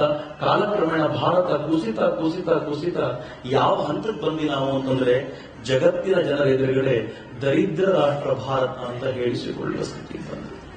ಒಂದು ಕಾಲದಲ್ಲಿ ಶ್ರೀಮಂತವಾಗಿದ್ದ ಭಾರತ ನೋಡ್ತಾ ನೋಡ್ತಾ ಕಣ್ಣೆದುರಿಗೆ ಪ್ರಪಾತಕ್ಕೆ ಬಿದ್ದೋಯ್ತು. ಈ ಪ್ರಪಾತಕ್ಕೆ ಬಿದ್ದ ರಾಷ್ಟ್ರಕ್ಕೆ ಬ್ರಿಟಿಷರು ಏನಂದ್ರು ಗೊತ್ತಾ, ಈ ತರ ಹಾಳಾಗಿ ಹೋಗಿರುವ ರಾಷ್ಟ್ರವನ್ನ ಮೇಲಕ್ಕೆ ಎತ್ತಬೇಕು ಅಂತಾನೆ ಭಗವಂತ ನಮ್ಮನ್ನ ಕಳಿಸಿರೋದು. ಈ ಕರಿಯರು ಯಾವತ್ತಿದ್ರು ನಾಶವಾಗಲಿಕ್ಕೆ ಇರೋರು, ಬಿಳಿಯರು ಮೇಲೆತ್ತಲಿಕ್ಕೋಸ್ಕರ ಇರೋರು ಅಂತ ತಮ್ಮನ್ನ ತಾವು ಭಗವಂತ ಕಳಿಸಿರುವ ಏಜೆಂಟ್ಗಳು ಅಂತ ಹೇಳ್ಕೊಂಡು ನಾವು ನಂಬಿಕೊಂಡೇ ಕೂತಿದ್ವಿ.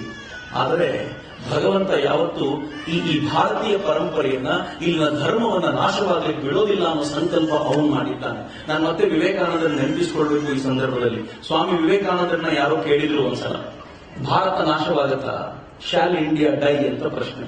ಸ್ವಾಮಿ ವಿವೇಕಾನಂದ ಏನ್ ಹೇಳಿದ್ರು ಗೊತ್ತಾ, no never, India shall never die. ನಾನು ಮೊದಲು ಇದನ್ನು ಓದ್ದಾಗ ಅನ್ಕೊಂಡೆ ಸ್ವಾಮಿ ವಿವೇಕಾನಂದರಿಗೆ ಭಾರತ ಅಂದ್ರೆ ಪ್ರೀತಿ, ಅದಕ್ಕೋಸ್ಕರ ಹೀಗೆ ಹೇಳಿದ್ರು ಅಂತ. ಆದ್ರೆ ವಿವೇಕಾನಂದರು ಏನ್ ಕಾರಣ ಕೊಡ್ತಾರೆ ಗೊತ್ತಾ, ಭಾರತ ಎನ್ನುವ ರಾಷ್ಟ್ರ ಎಂತದ್ದು ಅಂತಂದ್ರೆ, ಈ ರಾಷ್ಟ್ರ ಭಗವಂತನ ಪ್ರೇರಣೆಯಿಂದ ನಿರ್ಮಾಣಗೊಂಡಿದೆ. ಈ ರಾಷ್ಟ್ರದೊಳಗೆ ಜಗತ್ತಿನ ಎಲ್ಲೆಲ್ಲಿ ಒಳಿತಿದೆಯೋ ಅದೆಲ್ಲವೂ ಇಲ್ಲಿ ಬಂದು ಸೇರ್ಕೊಂಡು ಕೂತಿದೆ. ಜಗತ್ತಲ್ಲಿ ಅತ್ಯಂತ ಶ್ರೇಷ್ಠವಾದ್ದೇನೋ ಎಲ್ಲವೂ ಭಾರತದಲ್ಲಿ ಕೂತಿದೆ. ಅಕಸ್ಮಾತ್ ಭಾರತ ಏನಾದ್ರೂ ನಾಶ ಆದ್ರೆ ಜಗತ್ತು ನಾಶವಾಗುತ್ತೆ. ಭಗವಂತನಿಗೆ ಅವನು ಸೃಷ್ಟಿ ಉಳಿಸಿಕೊಳ್ಬೇಕು ಅಂದ್ರೆ ಭಾರತವನ್ನು ಉಳಿಸಿಕೊಳ್ಳೋದು ಅನಿವಾರ್ಯ. ಹೀಗಾಗಿ ಭಾರತ ನಾಶವಾಗೋದಿಲ್ಲ ಅಂತ ನಾನು ಕೇಳಿ ಬಹಳ ಖುಷಿ ಅನ್ನಿಸ್ತಿತ್ತು, ಆದ್ರೆ ನಂಬಿಕೆ ಬರ್ತಿರ್ಲಿಲ್ಲ. ಒಂದ್ಸಲ ಸುಮ್ಮನೆ ಕೂತ್ಕೊಂಡು ಹೀಗೆ ಆಲೋಚನೆ ಮಾಡಿದ್ರೆ, ಸುಮ್ಮನೆ ಯೋಚನೆ ಮಾಡಿ, ಅಫ್ಘಾನಿಸ್ತಾನ ಒಂದು ಕಾಲದಲ್ಲಿ ಭಾರತದ ಭಾಗವಾಗಿತ್ತು, ಭಾರತದ ಜೊತೆ ಇತ್ತು. ಆದ್ರೆ ಕಾಲಕ್ರಮದಲ್ಲಿ ಏನಾಯ್ತು ಅಂತಂದ್ರೆ, ಅಫ್ಘಾನಿಸ್ತಾನ ಭಾರತದಿಂದ ದೂರವಾಯಿತು. ನಮ್ ಜೊತೆ ಇರುವಾಗ ಅಫ್ಘಾನಿಸ್ತಾನವನ್ನು ಗಾಂಧಾರ ದೇಶ ಅಂತ ಕರೀತಿದ್ವಿ. ಸಾಕ್ಷಾತ್ ಗಾಂಧಾರಿನಲ್ಲಿ ಕರ್ಕೊಂಡು ಬಂದಿದ್ವಿ ನಾವು, ಅಷ್ಟು ಶ್ರೇಷ್ಠ ಭೂಭಾಗ. ಆದ್ರೆ ಇವತ್ತು ಅಫ್ಘಾನಿಸ್ತಾನದ ಪರಿಸ್ಥಿತಿ ಬೇಕಿದ್ರು ಅಫ್ಘಾನಿಸ್ತಾನದ ನಾಶ ಮಾಡ್ತೀವಿ ಅಂತ ಹೇಳುತ್ತೆ. ಪಾಕಿಸ್ತಾನ ನಮ್ಮ ಜೊತೆ 1947 ಇತ್ತು. ನಮ್ಮ ಜೊತೆ ಇರೋರು ಪಾಕಿಸ್ತಾನಕ್ಕೆ ಎಂತ ಗೌರವ. ಲಾಹೋರ್ ಅಂತ ಒಂದು ಊರಿದೆ ಪಾಕಿಸ್ತಾನದಲ್ಲಿ, ಅದರ ಹೆಸರೇನು ಗೊತ್ತೇನು, ಲವಪುರ ಅನ್ನೋದು ಮೂಲ ಹೆಸರು. ಲವನ್ ಆಳಿದ ಊರು ಲಾಹೋರ್ ಅಂತ. ಲವನಿಂದ ಆಳಿಸಿಕೊಳ್ಳಲ್ಪಟ್ಟ ಲಾಹೋರು ಪಾಕಿಸ್ತಾನ ಅಂತ ಆಯ್ತು. ಪಾಕಿಸ್ತಾನದ ಕತೆ ನೋಡಿ ಜಗತ್ತಿನ ಜನಕ್ಕೆ ಯಾರೇ ಅನ್ನೋದು. ಎಲ್ಲಿವರೆಗೂ ಭಾರತದ ಜೊತೆ ಇರ್ತೀವೋ ಅಲ್ಲಿವರೆಗೂ ಗೌರವ. ಭಾರತದಿಂದ ದೂರ ಆದರೆ ನಯಾ ಪೈಸೆ ಗೌರವ ಇಲ್ಲ ಅನ್ನೋದು ಸಾಬೀತಾಯ್ತಲ್ಲ, ಇದು ಇವತ್ತು ಭಾರತದ ಶ್ರೇಷ್ಠತೆ ಅಂತ. ಇದು ನೋಡುವಾಗ ನನಗೆ ಅನ್ಸುತ್ತೆ, ಭಗವಂತ ಭಾರತವನ್ನು ಉಳಿಸಿಕೊಳ್ಳಲಿಕ್ಕೋಸ್ಕರ ಇಲ್ಲಿ ಒಬ್ಬರಾದ್ಮೇಲೆ ಒಬ್ಬರು ಶ್ರೇಷ್ಠ ವ್ಯಕ್ತಿಗಳನ್ನ ಅವತರಿಸುವಂತೆ ಮಾಡಿದ್ದಾರೆ. ಶಿವಾಜಿ ಮಹಾರಾಜರು ಅವತರಿಸಿದ ಹಾಗೆಯೇ, ಶಿವಾಜಿ ಮಹಾರಾಜರು ಎಲ್ಲಿ ಹುಟ್ಟಿದವರು, ಯಾವುದೋ ಒಂದು ಕಾಡಿನಲ್ಲಿ ಹುಟ್ಟಿದವರು, ಮಾವಳಿ ಪೋರಗಳನ್ನ ಕಟ್ಟಿಕೊಂಡು ಈ ದೇಶವನ್ನ ನಾಶ ಮಾಡಲಿಕ್ಕೆ, ಈ ದೇಶದ ಸಂಸ್ಕೃತಿಯನ್ನು ಹಾಳು ಮಾಡ್ಲಿಕ್ಕೆ ಬಂದವರನ್ನ ಎದುರಿಸಿ ನಿಂತು ಹೇಗೆ ಬಡಿದ್ರು. ಆದ್ರೆ ನೆನಪಿರ್ಲಿ, ಇಡೀ ಶಿವಾಜಿ ಮಹಾರಾಜರ ಹೋರಾಟದ ಹಿಂದೆ, ಅವರ ಸಾಮರ್ಥ್ಯದ ಹಿಂದೆ ಇದ್ದಿದ್ದು ಒಂದು ಆಧ್ಯಾತ್ಮದ ಶಾಸ್ತ್ರದ ಶಕ್ತಿ. ಸಮರ್ಥ ರಾಮದಾಸರು ಶಿವಾಜಿಯವರು ಎಂತ ಸಂಬಂಧ ಅಂತಂದ್ರೆ, ಶಿವಾಜಿ ಮಹಾರಾಜರಿಗೆ ಯಾವತ್ತಾವತ್ತು ಬೇಸರ ಆಗ್ತಿತ್ತೋ, ಯಾವತ್ತಾವತ್ತು ಸಾಕು ಅನ್ನಿಸ್ತಿತ್ತೋ, ಯಾವಾಗ ಅವರು ಸಮರ್ಥರನ್ನ ನೆನಪಿಸಿಕೊಟ್ಟಿದ್ರು ಹಾಗೆ ಆಗಬೇಕಿತ್ತು ಸಮರ್ಥ. ಆ ಥರದ ಒಪ್ಪಂದ. ಒಂದ್ಸಲ ಸಮರ್ಥ ರಾಮದಾಸರನ್ನ ನೆನಪಿಸ್ಕೊಂಡ್ರಂತೆ, ಬಹಳ ಚೆನ್ನಾಗಿದೆ ಘಟನೆ. ಒಬ್ಬ ಗುರುಗಳು ಎಷ್ಟು ಸುಂದರವಾಗಿ ಸಾಮ್ರಾಜ್ಯವನ್ನು ಕಟ್ತಾರೆ ನೋಡಿ. ನನಗೆ ಮಾಣಿಕ ಪ್ರಭುಗಳು 1857 ಸಂಗ್ರಾಮದಲ್ಲಿ ಮಾಡಿದ ಆ ಹೋರಾಟಕ್ಕೆ ಕೊಟ್ಟಂತ ದಂಡಗಳು ನೆನಪಾದಾಗ ಸಮರ್ಥರು ನೆನಪಾದ್ರು. ಗುರುಗಳು ಹೇಗೆ ಅಂದ್ರೆ, ಶಿವಾಜಿ ನೆನಪಿಸ್ಕೊಂಡ ತಕ್ಷಣ ಬಂದ್ಬಿಟ್ರು, ಭವತಿ ಭಿಕ್ಷಾಂದೇಹಿ ಅಂತ ಮನೆ ಹೊರಗೆ ನಿಂತರು. ಶಿವಾಜಿ ಮಹಾರಾಜರು ಒಳಗೆ ಹೋದ್ರು. ಬಹಳ ಖುಷಿಯಾದವರಿಗೆ ಗುರುಗಳು ಹೊಂದಿದ್ದಾರಲ್ಲ, ಅವರೊಂದು ಪತ್ರದಲ್ಲಿ ನಾನು ಇಡೀ ಸಾಮ್ರಾಜ್ಯವನ್ನ ನಿಮ್ಮ ಪದತಲಕ್ಕೆ ಹಾಕ್ತಾ ಇದ್ದೀನಿ ಅಂತ ಬರೆದು ಅವರು ಜೋಳಿಗೆ ಹಾಕಿದ್ರು. ಸಮರ್ಥರನ್ನು ತೆಗೆದು ನೋಡಿದ್ರು, ಇಡೀ ಸಾಮ್ರಾಜ್ಯ ಜೋಳಿಗೆ ಬಿದ್ದಿದೆ.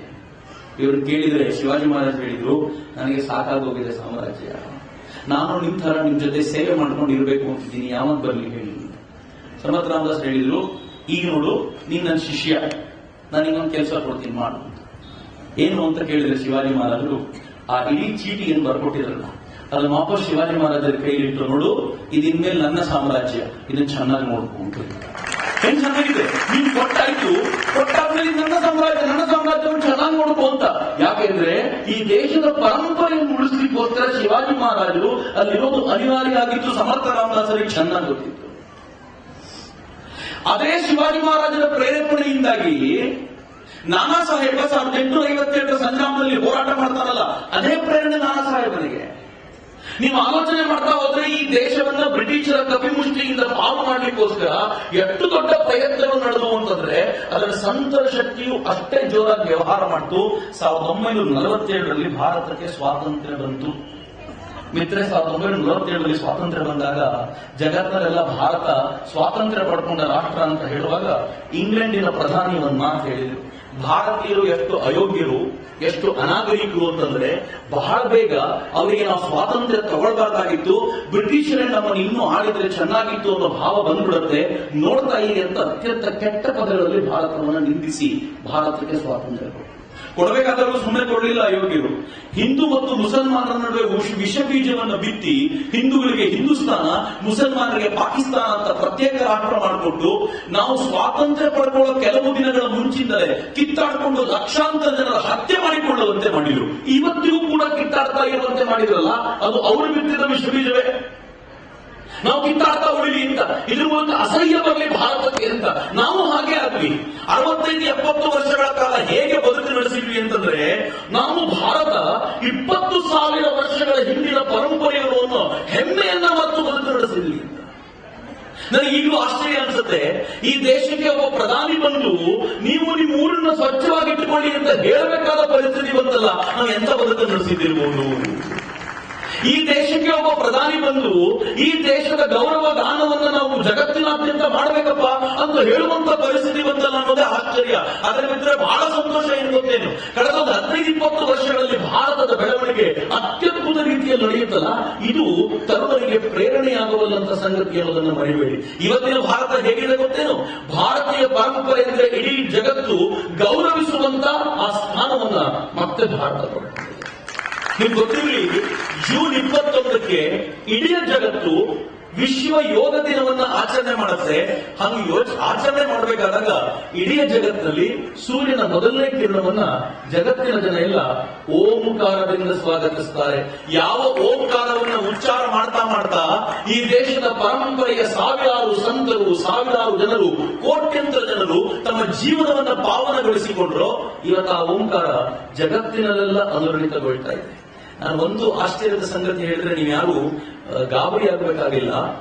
ಸೌದಿ ಅರೇಬಿಯಾ ಯಾವ ರಾಷ್ಟ್ರ ಕಟ್ಟರ್ ಮುಸ್ಲಿಂ ಪಂಥಿ ಅಂತ ಕರೆಯಲ್ಪಡುತ್ತೋ ಆ ಸೌದಿ ಅರೇಬಿಯಾ ಕೂಡ ಕಳೆದ ಒಂದು ವಾರ 15 ದಿನಗಳ ಹಿಂದೆ ಯೋಗವನ್ನ ಮಾಡಬೇಕು ಅಂತ ತನ್ನ ಎಲ್ಲ ಪ್ರಜೆಗಳಿಗೂ ಅದಕ್ಕಿದ್ದಂತ ಎಲ್ಲ ಚೌಕಟ್ಟನ್ನ ಕಿತ್ತು ಬಿಸಾಕಿ ಯೋಗ ಒಳ್ಳೆಯದು, ಅದನ್ನು ಮಾಡಬೇಕು ಅನ್ನುವಂತ ತಾಕೀತು ಮಾಡಿದೆ ಅನ್ನೋದೇ ಭಾರತದ ಗೌರವಕ್ಕೆ ಒಂದು ಕಿರೀಟ ಹಾಕಿದಂತ ಒಂದು ಗಡಿಯಿಂದ. ಜಗತ್ತಿನ 44ಕ್ಕೂ ಹೆಚ್ಚು ಮುಸಲ್ಮಾನ್ ರಾಷ್ಟ್ರಗಳು ಕೂಡ ಪ್ರತಿ ಜೂನ್ 21ಕ್ಕೆ ಯೋಗದ ಆಚರಣೆ ಮಾಡ್ತಾ ಸೂರ್ಯ ನಮಸ್ಕಾರವನ್ನು ಮಾಡ್ತವೆ.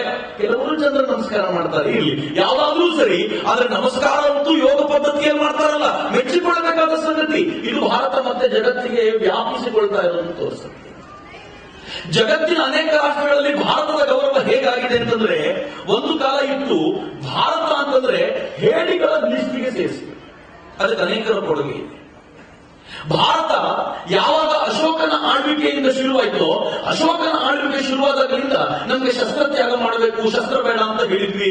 ಒಬ್ಬರಾದ್ಮೇಲೆ ಒಬ್ರು ಶಸ್ತ್ರತ್ಯಾಗದ ಚಿಂತನೆ ಮಾಡ್ತಾ ಮಾಡ್ತಾ ಮಾಡ್ತಾ ಮಾಡ್ತಾ ಭಾರತ ಕುಸಿತ ಹೋಗಿತ್ತು, ಚೂರು ಚೂರಾಯಿತು. ಅಹಿಂಸಾ ಪರಮೋ ಧರ್ಮ ಅಂತ ಸ್ವಾತಂತ್ರ್ಯದ ಕಾಲಘಟ್ಟದಲ್ಲಿ ಹೇಳಿದ್ವಿ ನಿಜ, ಆದ್ರೆ ಅದರ ಎರಡನೇ ಲೈನ್ ಮರ್ತಿದ್ವಿ, ಧರ್ಮ ಹಿಂಸಾ ತಥೈವ ಚ ಅಂತ. ಅಹಿಂಸೆ ಪರಮಧರ್ಮ, ಆದ್ರೆ ಧರ್ಮಕ್ಕೋಸ್ಕರವೂ ಹಿಂಸೆ ಮಾಡೋದು ಸರಿ ಅನ್ನೋದನ್ನ ಮರ್ತಿದ್ವಿ. ಪರಿಣಾಮ ಹೇಳಿ ರಾಷ್ಟ್ರ ಆಗ್ಬಿಟ್ಟಿದ್ವಿ ಭಾರತ. ಆದ್ರೆ ಗೊತ್ತಿರ್ಲಿ, ಭಾರತ ಪೋಖ್ರಾನ್ನಲ್ಲಿ ಹೇಳಿದ್ರು, ಭಾರತ ಮತ್ತೊಮ್ಮೆ ಶಕ್ತಿವಂತ ರಾಷ್ಟ್ರವಾಗುವಂತ ಹೊರಡ್ತಾ ಇದೆ, ಗೌರವಿಸಬೇಕಾಗಿದೆ ಭಾರತವನ್ನ ಅಂತ. ಎಲ್ಲಿವರೆಗೂ ಇವತ್ತಿನ ಭಾರತ ಬೆಳೆದು ನಿಂತಿದೆ ಗೊತ್ತೇನು? ನಾನು ಈ ದೇಶದ ಪ್ರಧಾನಿ ಬಗ್ಗೆ ಎರಡು ಹೆಮ್ಮೆ ಮಾತನ್ನು ಹೇಳಬೇಕು. ಮೊದಲನೇದು, ಸ್ನೇಹಕ್ಕೋಸ್ಕರ ಕೈ ಚಾಚಿಕೊಂಡು ಪ್ರೀತಿಯಿಂದ ಮಾತನಾಡಲಿಕ್ಕೆ ಅಂತ ಹೋದ್ರು ಪಾಕಿಸ್ತಾನದ ಜೊತೆಗೆ. ಅಫ್ಘಾನಿಸ್ತಾನಕ್ಕೆ ಹೋದವರು ಬರಬೇಕಾದ್ರೆ ಪಾಕಿಸ್ತಾನದಲ್ಲಿ ವಿಮಾನ ಇಳಿಸಿ ಪಾಕಿಸ್ತಾನದ ಪ್ರಧಾನಿಯನ್ನ ಮಾತನಾಡಿಸಿ ಅವರ ಮಗಳ ಮದುವೆಗೆಲ್ಲ ಹೋಗ್ಕೊಂಡು ಬಹಳ ಖುಷಿಯಿಂದಿದ್ರು. ಆದ್ರೆ ವಾಪಸ್ ಬರ್ಬೇಕಾದ್ರೆ ಈ ದೇಶದ ಸೈನಿಕರಿಗೆ ಹೇಳಿದ್ರು, ನಾನು ತಪ್ಪಿಕೊಂಡೆ ಅಂತ ನೀವು ಖುಷಿ ಪಡಬೇಕಾಗಿಲ್ಲ, ಬಾರ್ಡರ್ ಹೆಂಗ್ ನೋಡ್ಕೋಬೇಕು ಅದು ನೀವು ಹಂಗೆ ನೋಡ್ಕೊಳ್ಳಿ ಅಂತ ಹೇಳಿದ್ರು. ಮೊದಲನೇ ಬಾರಿಗೆ ಭಾರತ ಹೀಗೆ ಮಾಡಿದ್ರು. ಹೇಗಾಗಿತ್ತು ಅಂತಂದ್ರೆ, ಉರಿಯಲ್ಲಿ ಈ ದೇಶದ ಸೈನಿಕರ ಮೇಲೆ ದಾಳಿ ಮಾಡಿ ಈ ದೇಶದ ಸೈನಿಕರ ತಲೆಯನ್ನ ಕಳ್ಕೊಂಡು ಹೋದಾಗ ಉರಿಯ ಆ ದಾಳಿಗೆ ಸಿಕ್ಕು ಸೈನಿಕರನ್ನ ಸಾಯಿಸಿದ ಕೋಪಕ್ಕೆ ಈ ದೇಶಕ್ಕೆ ಏನ್ ಮಾಡಬೇಕು ಅಂತ ಗೊತ್ತಿರಲಿಲ್ಲ. ಯಾರು ಜಗತ್ತನ್ನ ಅನ್ಕೊಂಡಿರಲಿಲ್ಲ. ಆದ್ರೆ ಭಾರತ ಹೆಂಗ್ ರಿಟಾಲಿಯೇಟ್ ಮಾಡ್ತೋ ಗೊತ್ತಾ? ನಂಗೆ ಗೊತ್ತಿಲ್ಲ ಮಿತ್ರ, ನೀವೆಲ್ಲ ಇದನ್ನು ಆನಂದಿಸ್ತಿರೋ ಇಲ್ವೋ? ಈ ದೇಶದಲ್ಲಿ ಅನೇಕರು ಅನೇಕ ತರ ಪ್ರಶ್ನೆ ಕೇಳಿದ್ರು. ಅದರಲ್ಲಿ ಮೊದಲನೇ ಬಾರಿಗೆ ಈ ದೇಶದ ಸೈನಿಕರು ಜವಾಬ್ ಕೊಟ್ಟರು. ಹೇಗೆ ಕೊಟ್ಟರು ಗೊತ್ತಾ? ಉರಿಯಲ್ಲಿ ದಾಳಿಯಾದ 11ನೇ ದಿನಕ್ಕೆ ಸರಿಯಾಗಿ ಈ ದೇಶದ ಸೈನಿಕರು ಪಾಕಿಸ್ತಾನದ ಬಾರ್ಡರ್ ಒಳಗೆ ನುಗ್ಗಿ ಪಾಕಿಸ್ತಾನದ ಬಾರ್ಡರ್ ಒಳಗಿದ್ದಂತ 3 ಕಿಲೋಮೀಟರ್ ಒಳಗಿದ್ದಂತ ಪಾಕಿಸ್ತಾನದ 4 ಬಂಕರ್ಗಳನ್ನ ಅಟ್ಯಾಕ್ ಮಾಡಿ ಆ ಬಂಕರ್ಗಳಲ್ಲಿದ್ದಂತ 40ಕ್ಕೂ ಹೆಚ್ಚು ಭಯೋತ್ಪಾದಕರನ್ನ 2 ಪಾಕಿಸ್ತಾನಿ ಸೈನಿಕರನ್ನ ನಾಶ ಮಾಡಿ ನನ್ನ ದೇಶದ ಸೈನಿಕರು ರಾತ್ರೋರಾತ್ರಿ ಕಾರ್ಯಾಚರಣೆ ಮುಗಿಸಿ ವಾಪಸ್ ಬಂದರು. ಹೀಗೆ ಕಾರ್ಯಾಚರಣೆ ಮಾಡಿದ್ದು ಎಷ್ಟು ಗಂಟೆಗೆ ಗೊತ್ತಾ? ರಾತ್ರಿ 12 ಗಂಟೆಗೆ ಒಳಗೋಗಿದ್ದು ಬೆಳಗ್ಗೆ 4 ಗಂಟೆಗೆ ವಾಪಸ್ ಬಂದಿದ್ದು. ಹೋಗಿದ್ದು 3 ಕಿಲೋಮೀಟರ್. ನನಗೆ ಅನೇಕರು ಕೇಳ್ತಾರೆ, 3 ಕಿಲೋಮೀಟರ್ ಹೋಗಿದ್ದ? 3 ಕಿಲೋಮೀಟರ್ ಬೀದರ್ ಹುಮನಾಬಾದ್ ಹೈವೇ ಅಲ್ಲ, 3 ಕಿಲೋಮೀಟರ್ ಪಾಕಿಸ್ತಾನದ ಗುಡ್ಡ. ಈ ಗುಡ್ಡವನ್ನು ದಾಟಿಕೊಂಡು ಇಳ್ಕೊಂಡು ಹೋಗಿ 500 ಮೀಟರ್ ಅಂತರದಲ್ಲಿದ್ದಂತ 2 ಲಾಂಚ್ ಪ್ಯಾಡ್ಗಳನ್ನು ಉಡಾಯಿಸಿ ಬೆಳಗಿನ ಜಾವ 4:04 ವಾಪಸ್ ಬಂದು ಡೈರಿಯಲ್ಲಿ ತಿಂಡಿ ತಿನ್ಕೊಂಡು ಮಲ್ಕೊಳ್ತಾರಲ್ಲ. ನಾನು ಆ ಟೋಟಲ್ ಘಟನೆ ಓದಿದ್ದೀನಿ. ಆ ಘಟನೆಯ ಅಷ್ಟು ವಿವರಗಳನ್ನ ಓದ್ಕೊಂಡಿದ್ದೀನಿ. ನಂಗೆ ಆಶ್ಚರ್ಯ ಅನಿಸಿದ, ಆ ಘಟನೆಗೆ ಹೋಗ್ಬೇಕಾದಾಗ ನನ್ನ ದೇಶದ ಸೈನಿಕರು ಲಿಸ್ಟ್ ಬಂದಿದ್ದಂತೆ, ಹೋಗೋದು ಇಷ್ಟು ಜನ, ಆಲ್ಮೋಸ್ಟ್ ಇಷ್ಟು ಜನ ಸಾಯ್ಬೋದು ಅಂತ ಡಬಲ್ ಡಿಜಿಟ್ ನಂಬರ್ಗಳನ್ನೆಲ್ಲ ಹಾಕೊಂಡು ಹೋಗಿದ್ರಂತೆ. ಆದ್ರೆ ಭಾರತದ ಸೈನಿಕರ ತಾಕತ್ತೇನು ಗೊತ್ತೇನು? ಸಾಯೋದಕ್ಕೆ ಸಿದ್ಧನಾಗಿರೋ ಸೈನಿಕ ಸಾಯೋದಕ್ಕೆ ಅಂತ ಹೋದ, ಒಬ್ಬನೇ ಒಬ್ಬ ಭಾರತೀಯ ಸೈನಿಕ ಸಾಯದೆ ತನ್ನ ದೇಶದ ಮೇಲೆ ಕಣ್ಣಾಕಿದಂತ ಪಾಕಿಸ್ತಾನಿ ಸೈನಿಕರನ್ನ ನಾಶ ಮಾಡಿ ವಾಪಸ್ ಭಾರತಕ್ಕೆ ಬಂದು ಡೇರಿಯಲ್ಲಿ ಊಟ ಮಾಡಿ ಮಲ್ಕೊಳ್ತಾರಲ್ಲ, ಇದು ಭಾರತದ ಇವತ್ತಿನ ಸಾಮರ್ಥ್ಯ ಅಂತ. ಆಮೇಲೆ ಏನಾಯ್ತು ಗೊತ್ತಾ? ನಂಗೆ ಬಹಳ ಖುಷಿಯಾಗೋ ಸಂಗತಿ, ಭಾರತದ DGMO, director general of military operations, ಪಾಕಿಸ್ತಾನದ ಡಿಜಿಎಂಒ ಫೋನ್ ಮಾಡಿ, ನಮ್ಮ ಹುಡುಗರು ರಾತ್ರಿ 12 ಗಂಟೆಗೆ ನಿಮ್ಮ ದೇಶದೊಳಗೆ ನುಗ್ಬಿಟ್ಟಿದ್ರು, 40 ಭಯೋತ್ಪಾದಕರನ್ನು ಕೊಂದಿದ್ದೀವಿ ಅಂತ ಹೇಳ್ತಾರೆ, ಯಾಕೋ ಲೆಕ್ಕ ಸರಿಯಾಗಿ ಸಿಗ್ತಿಲ್ಲ, ಸ್ವಲ್ಪ ನೀವು ಲೆಕ್ಕ ನೋಡಿ ಹೇಳ್ತೀರಾ ಅಂತ ಹೇಳುವ ಮಟ್ಟಕ್ಕೆ ಭಾರತ ಬೆಳೆದು ನಿಂತಿದ್ದಲ್ಲ. ಇದು ಭಾರತದ ಸ್ಥಿತಿ ಮಿತ್ರ. ಇವತ್ತಿನ ಭಾರತದ ಸ್ಥಿತಿ, ಇವತ್ತಿನ ಭಾರತೀಯ ಸೈನಿಕರ ಸಾಮರ್ಥ್ಯ ಎಂತದ್ದು ಅಂತಂದ್ರೆ ನಾನು ಬಹಳ ಖುಷಿಯಿಂದ ಹೇಳ್ಕೊಡ್ತೀನಿ. ಈಗ ಬರ್ಬೇಕಾದ್ರೆ ಮಿತ್ರ ಒಂದು ಸುಂದರವಾದ ಪುಸ್ತಕ ಕೊಟ್ಟು ನಾನು ಅದನ್ನೇ ಓದ್ತಿದ್ದೆ. ಚೈನಾದ ಪರಿಸ್ಥಿತಿ ಹೇಗಿದೆ ಇವತ್ತು. ಚೈನಾ ಎನ್ನುವ ರಾಷ್ಟ್ರ ಭಾರತದ ಮೇಲೆ ಆಕ್ರಮಣ ಮಾಡಲಿಕ್ಕೆ ಅದಕ್ಕೆ ಬೇರೆ ಏನು ದಾರಿ ಕಾಣಲಿಲ್ಲ. ಅದಕ್ಕೆ ಇದ್ದಿದ್ದು ಒಂದೇ ಒಂದು ದಾರಿ, ಡೋಕ್ಲಾಮ್ ಅನ್ನುವಂತ ಒಂದು ಜಾಗದ ಮೇಲೆ ಆಕ್ರಮಣ ಮಾಡಬೇಕು ಅಂತ. ಅನೇಕರಿಗೆ ಗೊತ್ತಿದೆಯೋ ಇಲ್ಲವೋ ಅನ್ನೋ ಕಾರಣಕ್ಕೋಸ್ಕರ ಹೇಳ್ತೀನಿ. ಡೋಕ್ಲಾಮ್ ಅನ್ನೋ ರಾಷ್ಟ್ರದ ವೈಶಿಷ್ಟ್ಯ ಏನು ಅಂದ್ರೆ 3 ರಾಷ್ಟ್ರಗಳು ಸೇರುವಂತ ಜಾಗ. ಭಾರತ, ಚೀನಾ ಮತ್ತು ಭೂತಾನ್ 3 ರಾಷ್ಟ್ರಗಳು ಸೇರೋ ಜಾಗದಲ್ಲಿ ಡೋಕ್ಲಾಮ್ ಅನ್ನೋ ಒಂದು ಪುಟ್ಟ ಜಾಗ ಇದೆ. ಈ ಡೋಕ್ಲಾಮ್ ಅನ್ನೋದು ಭೂತಾನ್ಗೆ ಸೇರಿರುವಂತದ್ದು. ಆದ್ರೆ ಚೀನಾ ಏನ್ ಮಾಡ್ತು, ಒಳಗೆ ರಸ್ತೆ ಮಾಡ್ಲಿಕ್ಕೋಸ್ಕರ ಬರ್ತೀವಿ ಅಂತ ಒಳಗೆ ನುಗ್ಗಿಕೊಂಡು ಬರ್ಲಿಕ್ಕೆ ಹೋದಾಗ ಭಾರತದ ಸೈನಿಕರಲ್ಲಿ ಹೋಗಿ ನಿಂತರು. ಯಾಕೆ ಗೊತ್ತಾ?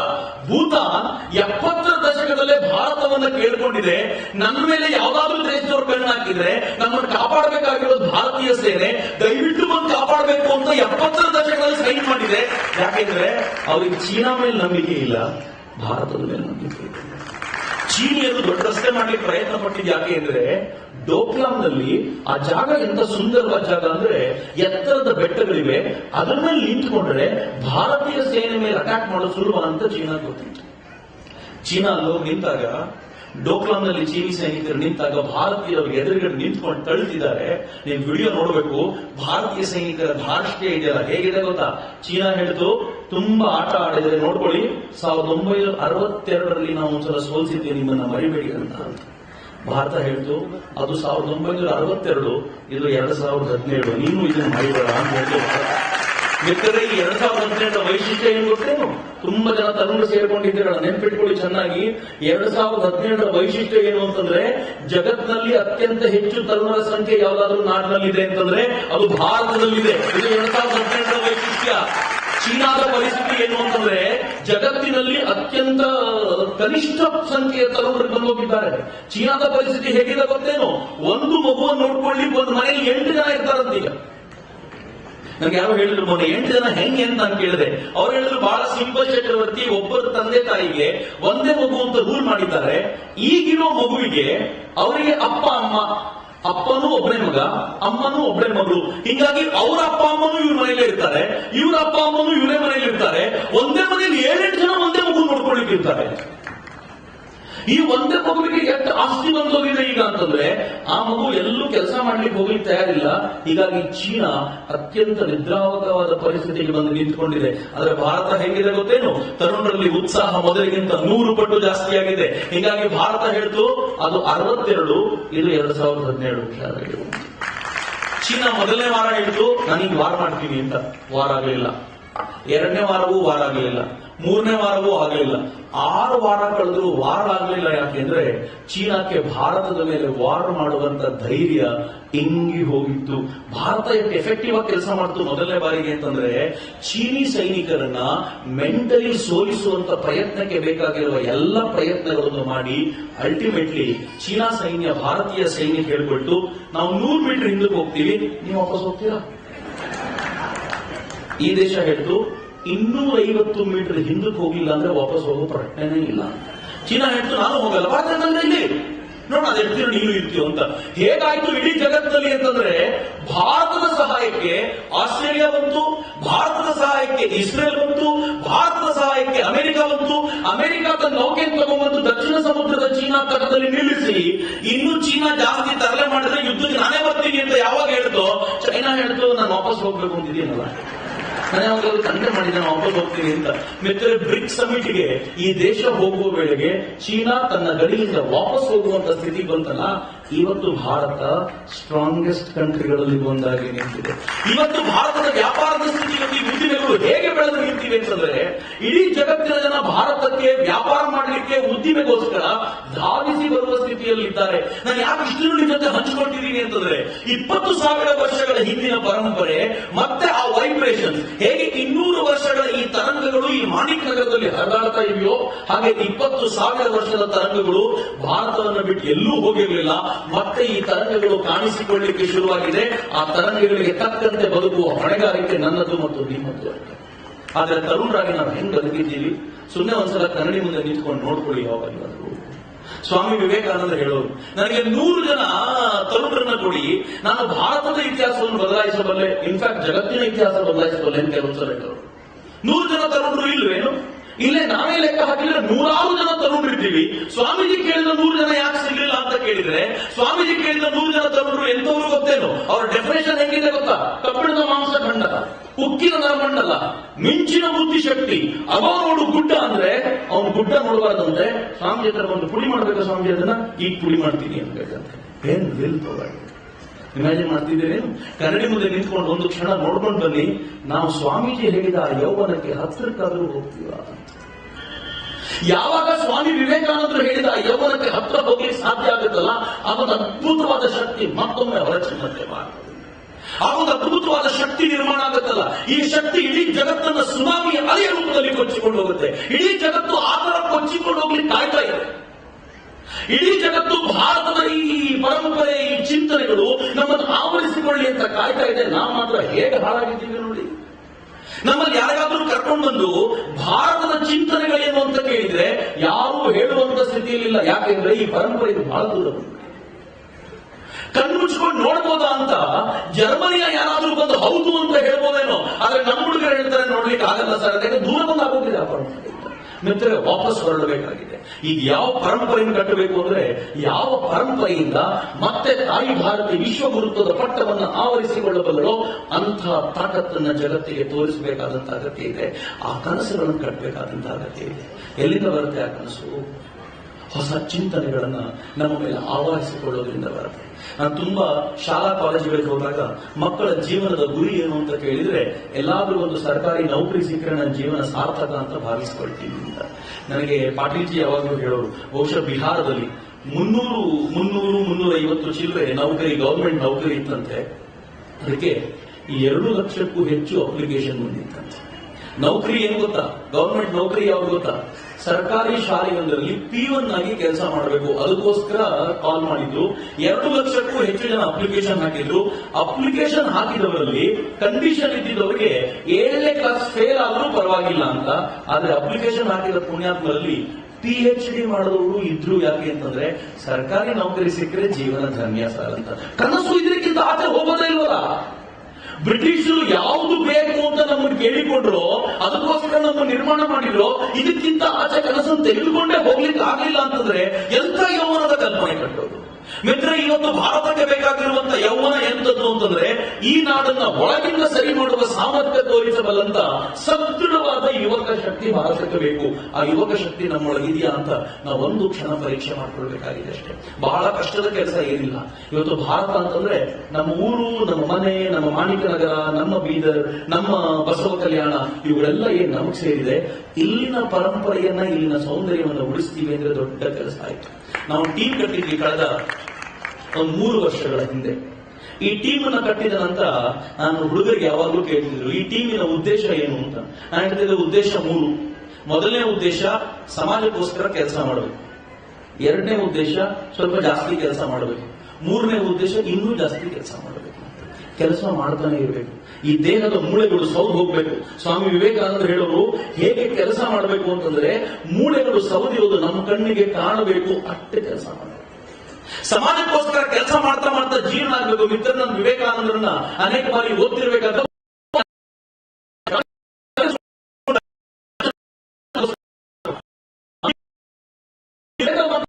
ಪಠಿಸೋದನ್ನು ನಿಲ್ಲಿಸಿ, ಈ ಒಂದು ಜನ್ಮ ಧ್ಯಾನ ಮಾಡೋದನ್ನು ನಿಲ್ಲಿಸಿ, ಈ ಒಂದು ಜನ್ಮವನ್ನ ಇತರರ ಸೇವೆಗೋಸ್ಕರ ನಾವೆಲ್ಲರೂ ಮೀಸಲಿಡೋಣ. ಈ ಒಂದು ಜನ್ಮ ಚೆನ್ನಾಗಿ ಸೇವೆ ಮಾಡಿ ಮತ್ತೊಂದು ಜನ್ಮ ತಗೊಂಡು ಬರ್ತೀವಲ್ಲ, ಆಗ ಭಗವದ್ಗೀತೆ ಪಾರಾಯಣ, ವೇದ ಮಂತ್ರ ಪಠಣ ಎಲ್ಲ ಮಾಡ್ಕೊಂಡು ಮುಕ್ತಿ ಪಡೆಯೋಣ. ಈ ಒಂದು ಜನ್ಮ ನನಗೋಸ್ಕರ ಕೊಡ್ತೀರಾ ಅಂತ ಕೇಳ್ತಾರೆ. ಎಂಥ ಪ್ರಶ್ನೆ ಕೇಳ್ತಾರೆ. ಎಷ್ಟು ಜನ ಇದ್ದೀವಿ ನಾವು? ಇದೇ ಸ್ವಾಮೀಜಿ ಯುರೋಪ್ನಲ್ಲಿ ಮಾತಾಡಬೇಕಾದ್ರೆ ಒಂದು ಹೆಣ್ಮಗಳದ್ದು 20 ಜನ ಕೂತಿರೋರ್ ನಡುವೆ ಒಂದು ಹೆಣ್ಮಗಳಿಗೆ ಪ್ರಶ್ನೆ ಕೇಳ್ತಾರೆ. ಜಗತ್ತಿನಲ್ಲಿ ನಡು ರಸ್ತೆಯಲ್ಲಿ ನಿಂತುಕೊಂಡು ನನಗೆ ಭಗವಂತ ಬಿಟ್ಟರೆ ಇನ್ಯಾರೂ ಬೇಕಾಗಿಲ್ಲ ಅಂತ ಹೇಳುವಂತ 20 ಸ್ತ್ರೀ ಪುರುಷರು ಸಿಗಲ್ವಾ? 20. ಇಷ್ಟು ಜನ ತರುವರು ನಾವು ಕೂತಿದೀವಲ್ಲ. ನಾನು ಇದೇ ಪ್ರಶ್ನೆ ಸ್ವಲ್ಪ ಮಾಡಿಫೈ ಮಾಡಿ, ನಡು ರಸ್ತೆಯಲ್ಲಿ ನಿಂತುಕೊಂಡು ನನಗೆ ತಾಯಿ ಭಾರತೀಯ ಗೌರವಗಾನ ಬಿಟ್ಟರೆ ಮತ್ತೇನೂ ಬೇಕಾಗಿಲ್ಲ ಅಂತ ಹೇಳಬಲ್ಲಂತ 20 ಸ್ತ್ರೀ ಪುರುಷರು ಸಿಗಲ್ವಾ ಅಂತ ಪ್ರಶ್ನೆ ಕೇಳಿದರೆ ಎಷ್ಟು ಜನ ನಾನು ಉತ್ತರಿಸಬಲ್ಲೆ ಅಂತ ಎದುರಿಸಬಲ್ಲೆ? ಪ್ರತಿಯೊಬ್ಬರಿಗೂ ನಮ್ಮದೇ ಚಿಂತೆಗಳು ಬಹಳ ಇವೆ. ನಾವು ಎಷ್ಟು ಚಿಕ್ಕ ಸರ್ಕಲ್ ಅಲ್ಲಿ ಬದುಕ್ತಾ ಇದ್ದೀವಿ ಅಂದ್ರೆ, ಈ ಸರ್ಕಲ್ ಇಂದ ಆಚೆ ಬನ್ನಿ, ದೊಡ್ಡದಾಗಿರುವಂತಹ ವಿಶ್ವವನ್ನು ತಬ್ಬಿಕೊಳ್ಳುವಂತ ಪ್ರಯತ್ನ ಮಾಡಿ. ಆಗ ನಮಗಿರುವ ಸಮಸ್ಯೆ ಎಷ್ಟು ಚಿಕ್ಕದ್ದು ಅನ್ಸುತ್ತೆ ಅಂತಂದ್ರೆ, ಈ ಸಮಸ್ಯೆಯನ್ನ ಒದ್ದು ಮುಗಿಲೆತ್ತರಕ್ಕೆ ಬೆಳೆಯುವಂತ ಅವಕಾಶ ಇದೆ. ನೆನ್ಪಿಟ್ಕೊಳ್ಳಿ, ಯಾವಾಗ ದೊಡ್ಡ ಸಮಸ್ಯೆಯನ್ನು ಅಪ್ಪಿಕೊಳ್ತೀವೋ ಆಗ ನಮ್ಮ ಸಮಸ್ಯೆ ಬಹಳ ಚಿಕ್ಕದು ಅನ್ಸುತ್ತೆ. ನಾನು ರಾಜೀವ್ ದೀಕ್ಷಿತರ ಜೊತೆ ತಿರುಗಾಟ ಶುರು ಮಾಡಿದೆ ನಾನು ಇಂಜಿನಿಯರಿಂಗ್ ಮುಗಿಸ್ಕೊಂಡ ನಂತರ. ನಮ್ಮಮ್ಮ ಪ್ರತಿ ಸಲ ಫೋನ್ ಮಾಡಿದಾಗ ಹೇಳೋದು, ನಲ್ಲಿಯಲ್ಲಿ ನೀರು ಬರ್ತಿಲ್ಲ. ಇದೇ ಪ್ರಾಬ್ಲಮ್. ವಾರಕ್ಕೊಂದಿನ ನೀರು ಬರುತ್ತೆ, 10 ದಿನಕ್ಕೊಂದ್ಸಲ ನೀರು ಬರ್ತದೆ. ನಾನು ಮನೆಗೆ ಬರಲಿ ಅಂತ, ಈ ಸಮಸ್ಯೆಗಳನ್ನು ಕೇಳಿ ಮನೆಗೆ ಬರಲಿ ಅಂತ. ನಾನು ಅದೇ ಸಲ ಈ ಆಂಧ್ರದಲ್ಲಿ ನೀರು ಸಿಗಲಿಲ್ಲ ಅಂತ 300 ಜನ ರೈತರು ಆತ್ಮಹತ್ಯೆ ಮಾಡ್ಕೊಂಡಿದ್ರು. ಅವರಿಗೆ ಸಮಾಧಾನ ಮಾಡಬೇಕು, ಅವ್ರ ಮನೆಗಳಿಗೆ ಸಾಂತ್ವನ ಹೇಳಬೇಕು ಅಂತ ಒಂದು ಟೀಮ್ ಹೋಗ್ಬೇಕು ಅಂತಿತ್ತು. ಆ ಟೀಮಲ್ಲಿ ನಾನಿದ್ದೆ. ನಮ್ಮಮ್ಮ ನನಗೆ ಫೋನ್ ಮಾಡಿದಾಗ ನಾನು ಹೇಳಿದೆ, ನೋಡು, ಆಂಧ್ರದಲ್ಲಿ 300 ಜನ ರೈತರಿಗೆ 3 ತಿಂಗಳಿಂದ ನೀರು ಸಿಗದೆ ಆತ್ಮಹತ್ಯೆ ಮಾಡ್ಕೊಂಡಿದ್ದಾರೆ. ಆತ್ಮಹತ್ಯೆ ಮಾಡ್ಕೊಂಡಿರೋ ರೈತರಿಗೆ ಸಾಲ ಬಹಳ ಇದೆ. ಅವ್ರ ಸಾಲ ಅಂತೂ ತೀರಿಸ್ಲಿಕ್ಕಾಗಲ್ಲ. ಮನೆಗೆ ಹೋಗಿ ಸಮಾಧಾನ ಹೇಳಿ ಬರ್ಬೇಕು ನಾನು ಅನ್ಕೊಂಡಿದ್ದೀನಿ. ನಿನಗೆ ನೀರು ಬರಲಿಲ್ಲ ಅನ್ನೋದೇ ದೊಡ್ಡ ಪ್ರಾಬ್ಲಮ್ ಆದ್ರೆ ನಾನು ಅಲ್ಲಿ ಹೋದ್ರೆ ಮನೆಗೆ ಬಂದ್ಬಿಡ್ತೀನಿ ಅಂತ ನಮ್ಮಮ್ಮ ಏನ್ ಹೇಳಿದ್ರು ಗೊತ್ತಾ? ಛೇ 3 ತಿಂಗಳಿಂದ ನೀರು ಬರ್ಲಿಲ್ವಾ? ನನಗೊಂದು ವಾರ ಆಗಿದೆ ಅಷ್ಟೇ, ನಾಳೆ ನಾಳಿದ್ದು ಬರುತ್ತೆ, ಹೋಗ್ಬಾ ಅವ್ರಿಗೊಂದು ಸಮಾಧಾನ ಹೇಳಿಲ್ವಾ ಅಂತ ನನಗೆ ಅವತ್ತು ಅನಿಸ್ತು. ಸಮಸ್ಯೆ ದೊಡ್ಡದಾಗಿರೋದನ್ನ ತಪ್ಪಿಕೊಂಡಾಗ ನಮ್ಮ ಸಮಸ್ಯೆ ಬಹಳ ಚಿಕ್ಕದು ಅಂತ ಅನ್ಸುತ್ತೆ. ನಮಗೆ ನಮ್ಮ ಸಮಸ್ಯೆ ಎಷ್ಟು ದೊಡ್ಡದಾಗಿದೆ ಅಂತಂದ್ರೆ ಜಗತ್ತಿನ ಸಮಸ್ಯೆ ನೋಡ್ಲೇ ಇಲ್ವಲ್ಲ. ಒಂದು ಸಲ ಜಗತ್ತಿನ ಸಮಸ್ಯೆ ನೋಡಿ. ಸ್ವಾಮಿ ವಿವೇಕಾನಂದರು ಹೇಳ್ತಾರೆ, ನಾನು ತುಂಬಾ ಬಾರಿ ಅವ್ರ ಮಾತನ್ನು ಉಲ್ಲೇಖ ಮಾಡ್ತೀನಿ. ಯಾಕೆಂದ್ರೆ ಇವತ್ತಿನ ಕಾರಣಕ್ಕೆ ಸಮರ್ಥ ಮಾರ್ಗದರ್ಶನ ಆಗಬಲ್ಲಂತ ಜೀವಂತ ಶಕ್ತಿ ಅದು. ಏನ್ ಹೇಳ್ತಾರೆ ಗೊತ್ತಾ ಸ್ವಾಮೀಜಿ ಮೈಸೂರಿನ ಮಹಾರಾಜರಿಗೆ ಒಂದು ಪತ್ರ ಬರೆದು ಹೇಳ್ತಾರೆ, ಬದುಕಿರೋರು ಎಷ್ಟೋ ಜನ ಇರಬಹುದು. They alone live who live for others, rest are more dead than alive. ಯಾರು ಇತರರಿಗೋಸ್ಕರ ಬದುಕ್ತಾರೋ ಅವರು ಮಾತ್ರ ಬದುಕಿರ್ತಾರೆ, ಉಳಿದಿರೋರು ಬದುಕಿರೋಕ್ಕಿಂತ ಹೆಚ್ಚು ಸತ್ತು ಹೋಗಿರ್ತಾರೆ ಅಂತ ಸ್ವಾಮಿ ವಿವೇಕಾನಂದ ಹೇಳಿದ್ರು. ಎಂತ ಮಾತು ಯೋಚನೆ ಮಾಡಿದೀವ? ಸುಮ್ಮನೆ ಒಂದ್ಸಲ ನಮ್ಮನ್ನು ನಾವು ನೋಡ್ಕೊಳ್ಳೋಣ, ಬದುಕಿದೀವೋ ಸತ್ತಿದೀವೋ ಅಂತ. ಆಗ ನಮ್ಗೆ ಗೊತ್ತಾಗುತ್ತೆ ಬದುಕುವ ಆ ವೈಭವವನ್ನು ಮರ್ತೆ ಹೋಗ್ಬಿಟ್ಟಿದೀವಿ ಅಂತ. ಮಿತ್ರರೇ, ಇನ್ನಾದ್ರೂ ನಾನು ನೀವು ಇತರರಿಗೋಸ್ಕರ, ನಮ್ಮ ಊರಿಗೋಸ್ಕರ, ನಮ್ಮ ಮಾಣಿಕ ನಗರಿಗೋಸ್ಕರ, ನಮ್ಮ ಜಿಲ್ಲೆಗೋಸ್ಕರ, ನಮ್ಮ ರಾಜ್ಯಕ್ಕೋಸ್ಕರ ಬದುಕುವಂತ ಒಂದು ಸಂಕಲ್ಪ ಮಾಡಲ್ಲ. ಈ ರಾಜ್ಯ ಹೇಗಾಗಬೇಕು ಗೊತ್ತಾ? ನಾನು ಯಾವಾಗ್ಲೂ ಒಂದು ಕನಸು ಕಾಣ್ತಿದ್ದೀನಿ. ಸ್ವಲ್ಪ ದಿನದಲ್ಲಿ ಎಲೆಕ್ಷನ್ ಬರುತ್ತೆ. ಎಲೆಕ್ಷನ್ ಬಂದ್ಮೇಲೆ ವೋಟ್ ಹಾಕ್ಲಿಕ್ಕೆ ಒಂದು ಅವಕಾಶ ಸಿಗುತ್ತೆ. ವೋಟ್ ಹಾಕುವಾಗ ವೋಟ್ ಯಾವ್ದಕ್ಕೆ ಹಾಕ್ತೀವಿ ಗೊತ್ತಾ? ನಾವು ಯಾರು 1,000 ರೂಪಾಯಿ ಕೊಡ್ತಾರೋ ಅವ್ರಿಗೆ ವೋಟು ಅಂತ. ಪುಣ್ಯಾತ್ಮ ನರೇಂದ್ರ ಮೋದಿ ಬಂದ್ಮೇಲೆ ಒಂದು ಲಾಭ ಆಗಿದೆ. ಮಿನಿಮಮ್ 2,000 ರೂಪಾಯಿ ಮಾಡಿದ್ದಾರೆ. ಅವ್ರು ಡಿಮಾನಿಟೈಸ್ ಮಾಡಿದ್ರೆ 1,000 ರೂಪಾಯಿ ನೋಟೇ ಇಲ್ಲ. ಮಿನಿಮಮ್ 2,000 ಕೊಟ್ರೆ ಮಾತ್ರ ವೋಟು ಅಂತ. ಅಲ್ಲ, ಸುಮ್ಮನೆ ಯೋಚನೆ ಮಾಡಿ, 1,000 ರೂಪಾಯಿ ನೋಟಿಗೆ ವೋಟ್ ಹಾಕ್ತೀವಲ್ಲ, ನಮ್ಗೆ ವೋಟ್ ಅಂದ್ರೆ ಒಂದು ಸೀಲ್ ಹಾಕೋದು ಅಷ್ಟೇ. ಆದ್ರೆ 1,000 ರೂಪಾಯಿ ತಗೊಂಡು ವೋಟ್ ಹಾಕಿದೀವಲ್ಲ, 1,000 ರೂಪಾಯಿ ತಗೊಂಡು ನಮ್ಮ ಹತ್ರ ನಮ್ಗೆ 1,000 ರೂಪಾಯಿ ಕೊಟ್ಟು ವೋಟ್ ಹಾಕಿಸಿಕೊಂಡವನು ಎಷ್ಟು ವರ್ಷ ಆಳ್ತಾನೆ ಗೊತ್ತಾ? 5 ವರ್ಷ ಆಳ್ತಾನೆ. 1 ವರ್ಷಕ್ಕೆ 365 ದಿನ ಅಂತಾದ್ರೆ 5 ವರ್ಷಕ್ಕೆ ಹೆಚ್ಚು ಕಡಿಮೆ 2,000 ದಿನ ಆಯ್ತು. 2,000 ದಿನ ವರ್ಸಸ್ 1,000 ರೂಪಾಯಿ ದಿನಕ್ಕೆ ಎಷ್ಟಾಯ್ತು ಗೊತ್ತಾ? ಹೇಳಕ್ಕೂ ನಾಚಿಕೆ, ಗೊತ್ತಾಯ್ತು ಎಲ್ರಿಗೂ ಲೆಕ್ಕ. ಅಷ್ಟೇನಾ ಬರೋದು ದಿನಕ್ಕೆ? ಇವತ್ತು ಯೋಚನೆ ಮಾಡ್ತಿದ್ವಿ ಅಷ್ಟೇನಾ ಬರೋದು ದಿನಕ್ಕೆ ಅಂತ ಯೋಚನೆ ಮಾಡಿ. ಒಂದು ಹೆಣ್ಣು ಮಗು ಕೂಲಿ ಕೆಲಸಕ್ಕೆ ಹೋದರೆ ದಿನಕ್ಕೆ 250ರಿಂದ 300 ರೂಪಾಯಿ ಕೊಡ್ತಾರೆ. ನೀವು 250ರಿಂದ 300 ರೂಪಾಯಿ ಬಿಟ್ಟು 150 ರೂಪಾಯಿ ಅಂತಾನೆ ಇಟ್ಕೊಳ್ಳಿ.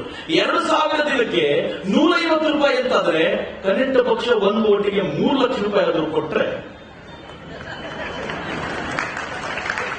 ಹಂಗಂತ ಇದ್ದೆ. ನಾನು ನಮ್ಮ ಕಾರಲ್ಲಿ ಕೂತಿದ್ದಾಗ ನಮ್ಮ ಹುಡುಗ ಹೇಳ್ದ, ಹಂಗಾದ್ರೆ ಮಧ್ಯಂತರ ಚುನಾವಣೆ ಬಂದ್ರು ಓಕೆ ಅಣ್ಣ, ಇನ್ನೊಂದು ಚುನಾವಣೆ ಬೇಕಾಗಿಲ್ಲ ಅಂತ. ಯಾಕೆ ಅಂತ ಕೇಳಿದೆ. ಅವನಂತ ನಮ್ಮ ಮನೆಯಲ್ಲಿ 7 ಓಟ್ ಇದೆ ಅಣ್ಣ, 21 ಲಕ್ಷ ರೂಪಾಯಿ. ಈ ಒಂದು ಚುನಾವಣೆ 5 ವರ್ಷ ಮುಗಿಯೋದ್ರೊಳಗೆ 42 ಲಕ್ಷ ರೂಪಾಯಿ ಸಾಕಲ್ಲ, ಭಿನ್ನಾಗಲಾಯ್ತು ಅಂತ. ಆದ್ರೆ ನಾವೆಲ್ಲಿದ್ದೀವಿ ಗೊತ್ತಾ?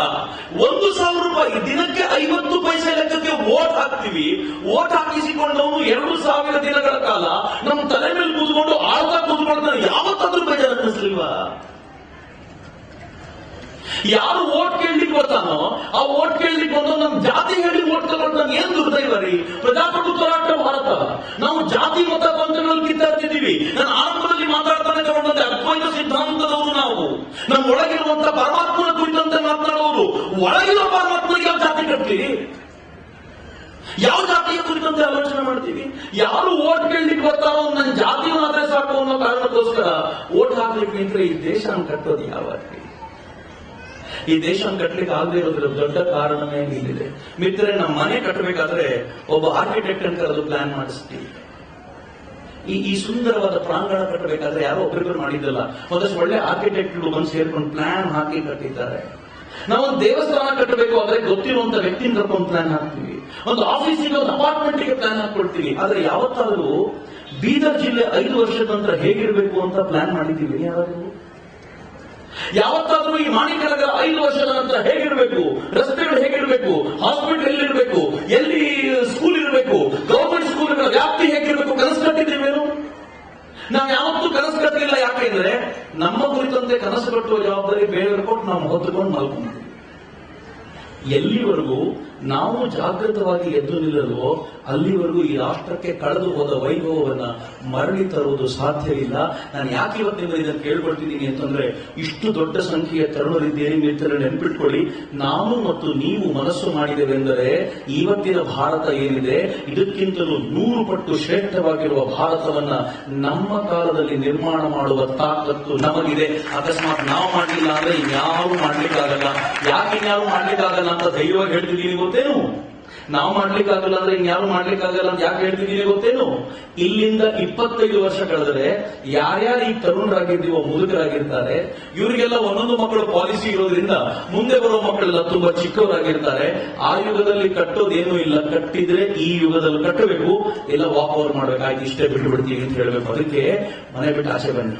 ಮನೆ ಬಿಟ್ಟು ಆಚೆ ಬನ್ನಿ ಅಂದ್ರೆ ಮನೆ ಬಿಟ್ಟು ಬರ್ಬೇಕು ಬನ್ನಿ ಅಂತಲ್ಲ, ಆದ್ರೆ ಮನೆಯೊಳಗಿನ ಸಮಸ್ಯೆಗೆ ಸೀಮಿತವಾಗಿದೆ. ರಾಷ್ಟ್ರದ ಸಮಸ್ಯೆಗಳ ಕುರಿತಂತೆ ಆಲೋಚನೆ ಮಾಡಿ.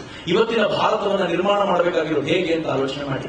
ನಮ್ಮ ಊರಿಗೋಸ್ಕರ ನಾನು ಏನ್ ಮಾಡಬೇಕು ಅನ್ನೋ ಕಲ್ಪನೆ ಕಟ್ಕೊಳ್ಳಿ. ನಾವೊಂದು ಪುಟ್ಟ ಟೀಮ್, ಯಾವ್ದಾದ್ರು ಟೀಮ್ ಸರಿ, ಆ ಟೀಮ್ ಕಟ್ಕೊಳ್ಳೋಣ. ನಮ್ಮ ಮಾಣಿಕ್ಯ ನಗರ ಸ್ವಚ್ಛ ಮಾಣಿಕ್ಯ ನಗರ ಆಗಬೇಕು ಅಂತಂದ್ರೆ ಯಾವ MLA ಬೇಕಾಗಿಲ್ಲ, MP ಬೇಕಾಗಿಲ್ಲ, ನಾವು ಮತ್ತು ನೀವು ಸೇರಿ ಸ್ವಚ್ಛ ಮಾಣಿಕ್ಯ ನಗರ ನಿರ್ಮಾಣ ಮಾಡಬಹುದು. ನಮ್ಮ ಜಿಲ್ಲೆ ಬೀದರ್ ಜಿಲ್ಲೆಯನ್ನ ಸ್ವಚ್ಛ ಬೀದರ್ ಮಾಡಲಿಕ್ಕೆ, ನಮ್ಮ ಕಲಬುರಗಿ ಜಿಲ್ಲೆಯನ್ನ ಸ್ವಚ್ಛ ಕಲಬುರಗಿ ಮಾಡಲಿಕ್ಕೆ ಯಾವ ಹೊರಗಡೆಯಿಂದ ಫಂಡ್ ತರಬೇಕು ಅಂತಿಲ್ಲ. ನಾವು ಮತ್ತು ನೀವು ಮನಸ್ಸು ಮಾಡಿದ್ರೆ ಸಾಧ್ಯ ಆಗುತ್ತೆ. ಮಿತ್ರ, ಆಶ್ಚರ್ಯದ ಸಂಗತಿ ಹಂಚ್ಕೊಳ್ತೀನಿ. ನಾನು ನಿನ್ನೆ ತಾನೇ ನೋಡ್ತಿದ್ದೆ, ಒಬ್ಬ ವ್ಯಕ್ತಿ ಕಂಡ ಕನಸು ಏನು ಮ್ಯಾಜಿಕ್ ಮಾಡುತ್ತೆ. ಬಹುಶಃ ಇಂಡೋನೇಷ್ಯಾದಲ್ಲೋ ಅಥವಾ ಮಲೇಷಿಯಾದಲ್ಲೋ ಒಂದು ಸ್ಲಮ್ ಏರಿಯಾ, ಪೂರ್ತಿ ಸ್ಲಮ್ ಏರಿಯಾದ ಪುಟ್ಟ ಪುಟ್ಟ ಪುಟ್ಟ ಪುಟ್ಟ ಪುಟ್ಟ ಪುಟ್ಟ ಮನೆಗಳು, ಒಂದಕ್ಕೊಂದು ಅಂಟಿಕೊಂಡಿರುವಂತಹ ಮನೆಗಳು ನಮ್ಮ ದೇಶದಲ್ಲೂ ಬಹಳ ಇವೆ. ಒಬ್ಬ ಸ್ಕೂಲ್ ಟೀಚರ್ ಆ ಸ್ಲಮ್ ಏರಿಯಾದ ಮನೆಗಳನ್ನು ನೋಡಿ ಬಹಳ ನೊಂದುಕೊಂಡು ಒಂದು ಕನಸು ಕಂಡಂತೆ, ಈ ಸ್ಲಮ್ ಏರಿಯಾದ ಮನೆಗಳಿಗೆಲ್ಲ ಪೇಂಟ್ ಮಾಡಿಸಿದ್ರೆ ಎಷ್ಟು ಚೆನ್ನಾಗಿ ಕಾಣಬಹುದು ಅಂತ ಸರ್ಕಾರಕ್ಕೆ ಐಡಿಯಾ ಕೊಟ್ಟ. ಒಂದೇ ತರದ ಪೇಂಟ್ ಮಾಡಬೇಡಿ, ಸಿಕ್ಕ ಸಿಕ್ಕ ಬಣ್ಣ ಮೆತ್ತಿದ್ರೆ ಈ ಸ್ಲಮ್ ಏರಿಯಾ ಚೆನ್ನಾಗಿ ಕಾಣುತ್ತೆ. ಸಿಕ್ಕ ಸಿಕ್ಕ ಬಣ್ಣ ಹೆಂಗ್ ಮೆತ್ತಿದ್ದಾರೆ ಅಂತಂದ್ರೆ ಇದಕ್ಕೆ ಆ ಇಡೀ ಸ್ಲಮ್ ಏರಿಯಾನ ಇವತ್ತು ರೈನ್ಬೋ ಸ್ಲಮ್ ಅಂತ ಕರೀತಾರೆ. ರೈನ್ಬೋ ಸ್ಲಮ್ ಅಂತಂದ್ರೆ ಬಗೆ ಬಗೆಯ ಬಣ್ಣಗಳುಳ್ಳ ಸ್ಲಮ್ ಅಂತ ಕರೀತಾರೆ. ಮಜಾ ಏನ್ ಗೊತ್ತೇನು? ಆ ಸ್ಲಮ್ ನ ನೋಡ್ಲಿಕ್ಕೋಸ್ಕರ ಜಗತ್ತಿನ ಬೇರೆ ಬೇರೆ ದೇಶಗಳಿಂದ ಜನ ದುಡ್ಡು ಕೊಟ್ಟು ಅಲ್ಲಿಗೆ ಬರ್ತಾರೆ. ಬಂದವರು ಆ ಸ್ಲಮ್ ನೋಡ್ತಾರೆ. ಆ ಸ್ಲಮ್ ನಲ್ಲಿ ಈಗ ಅಂಗಡಿಗಳು, ಹೋಟೆಲ್ಗಳು ಎಲ್ಲ ಶುರುವಾಗಿವೆ. ಯಾವ ಸ್ಲಮ್ಮಿನ ಜನ ಅತ್ಯಂತ ಕೆಟ್ಟ ಬದುಕನ್ನು ನಡೆಸ್ತಾ ಇದ್ದಾರೋ ಇವತ್ತು ಅವರು ಜಗತ್ತಿನ ಟೂರಿಸ್ಟ್ಗಳಿಗೆ ಬೇಕಾಗಿರೋ ವ್ಯವಸ್ಥೆ ಮಾಡಿಕೊಡ್ತಾ ಅತ್ಯಂತ ಸುಂದರವಾದ ಬದುಕನ್ನು ನಡೆಸ್ತಾ ಇದ್ದಾರೆ. ಯಾರೋ ಒಬ್ಬ ಸಾಮಾನ್ಯ ಟೀಚರ್ ಕಂಡಂತ ಕನಸು ಏನು ಸುಂದರವಾದ ಕನಸಾಗಿ ನಿರ್ಮಾಣಗೊಳ್ಳುತ್ತೆ.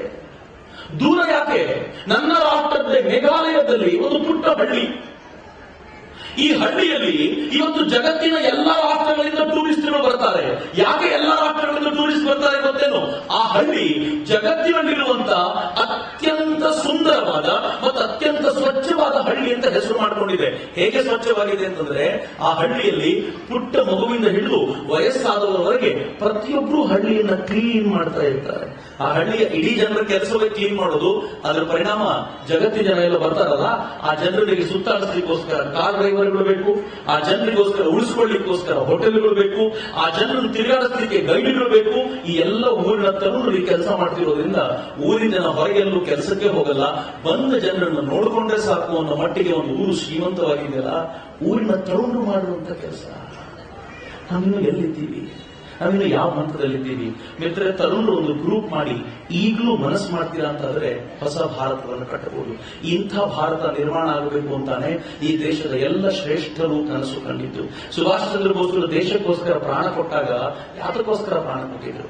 ಹುಳುಗಳಂತೆ ನರಳಾಡ್ತಾ ಇರುವಂತಹ ಭಾರತೀಯರು ಇಲ್ಲೇ ಬಿದ್ದು ಸಾಯಿ ಅಂತ ದೇಶಕ್ಕೋಸ್ಕರ ಪ್ರಾಣ ಕೊಟ್ಟಿದ್ದಲ್ಲ.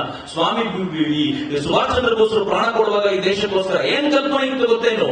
ನನ್ನ ದೇಶ ಯಾವ ಬ್ರಿಟಿಷರ ಕಪಿಮುಷ್ಟಿಯಿಂದ ಹೊರಬಂತೋ ಆಗ ಸಮೃದ್ಧವಾದ, ಸ್ವಾವಲಂಬಿಯಾದ, ಸದೃಢವಾದ ಭಾರತವಾಗಿ ನಿರ್ಮಾಣಗೊಳ್ಳುತ್ತೆ ಅನ್ನೋ ಕನಸನ್ನು ಕಂಡು ಪ್ರಾಣ ಕೊಟ್ಟಿದ್ದು. ಯಾವತ್ತ ಆ ಕನಸನ್ನು ನನಸು ಮಾಡೋದು? ಭಗತ್ ಸಿಂಗ್ ಈ ದೇಶಕ್ಕೋಸ್ಕರ 24ನೇ ವಯಸ್ಸಿಗೆ ಪ್ರಾಣಾರ್ಪಣೆ ಮಾಡಿದಾಗ, ನೇಣುಗಂಬವನ್ನು ನೀಡಿದಾಗ ಭಗತ್ ಸಿಂಗ್ ಕನಸು ಕಂಡಿದ್ದು ಯಾವುದಕ್ಕೋಸ್ಕರ? ದರಿದ್ರವಾಗಿರುವಂತ, ಹೀನ ದೀನ ಕೃಪಣವಾಗಿರುವಂತ, ಸರ್ಕಾರಗಳ ಮುಂದೆ ಕೈ ಚಾಚಿ ನಿಂತ್ಕೊಂಡಿರುವಂತ ತರುಣರಿರುವಂತ ರಾಷ್ಟ್ರವನ್ನ ಕಟ್ಟಲಿಕ್ಕಲ್ಲ, ಬದಲಿಗೆ ಸ್ವಾವಲಂಬಿಯಾಗಿರುವಂತ ಶ್ರೇಷ್ಠ ತಾರುಣ್ಯವನ್ನು ಹೊಂದಿರುವಂತಹ ಭಾರತವನ್ನು ಕಟ್ಟಲಿಕ್ಕೆ.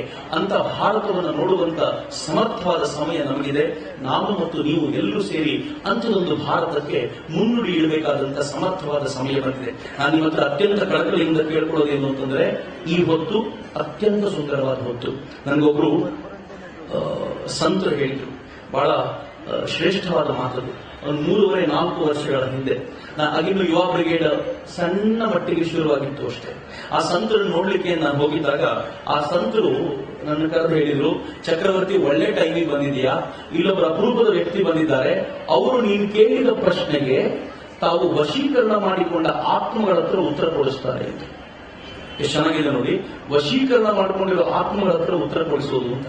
ನಾನು ಕೇಳಿದ್ರೆ ಬಹಳ ಚೆನ್ನಾಗಿದೆ ಸ್ವಾಮೀಜಿ, ನನಗೂ ಇದನ್ನ ನೋಡ್ಬೇಕು, ನೀವೊಂದ್ಸಲ ಪ್ರಶ್ನೆ ಕೇಳಿ ಅಂತಂದ್ರೆ ಸ್ವಾಮೀಜಿ ಹೇಳಿದ್ರು, ನಾನು ಪ್ರಶ್ನೆ ಕೇಳಿದ್ರೆ ನನಗೆ ಉತ್ತರ ಸಿಗ್ತದೋ, ಉತ್ತರ ಬಂದು ಚೀಟಿ ತೋರಿಸಿದ್ರು, ಈಗ ನೀನ್ ಕೇಳು ಅಂತಂದ್ರು. ನನಗೆ 2 ಪ್ರಶ್ನೆ ಕೇಳಿದ್ರು. ಮೊದಲನೇ ಪ್ರಶ್ನೆ, ಭಾರತ ಯಾವಾಗ ವಿಶ್ವಗುರು ಆಗುತ್ತೆ, 2ನೇದು ವಿಶ್ವಗುರು ಆಗೋದು ನಾನು ನೋಡ್ತೀನ. ಅವರೊಂದು ಪೇಪರ್ ಇಟ್ರು, ಅದರ ಮೇಲೆ ಒಂದು ನ್ಯೂಸ್ ಪೇಪರ್ ಮುಚ್ಚಿಟ್ರು, ಒಂದು ನಿಂಬೆ ಹಣ್ಣು ಒಂದು ಪೆನ್ ಇಟ್ಟು ಆ ಪೇಪರ್ ಕೈಯಲ್ಲಿ ಹಿಡ್ಕೊಂಡ್ರು.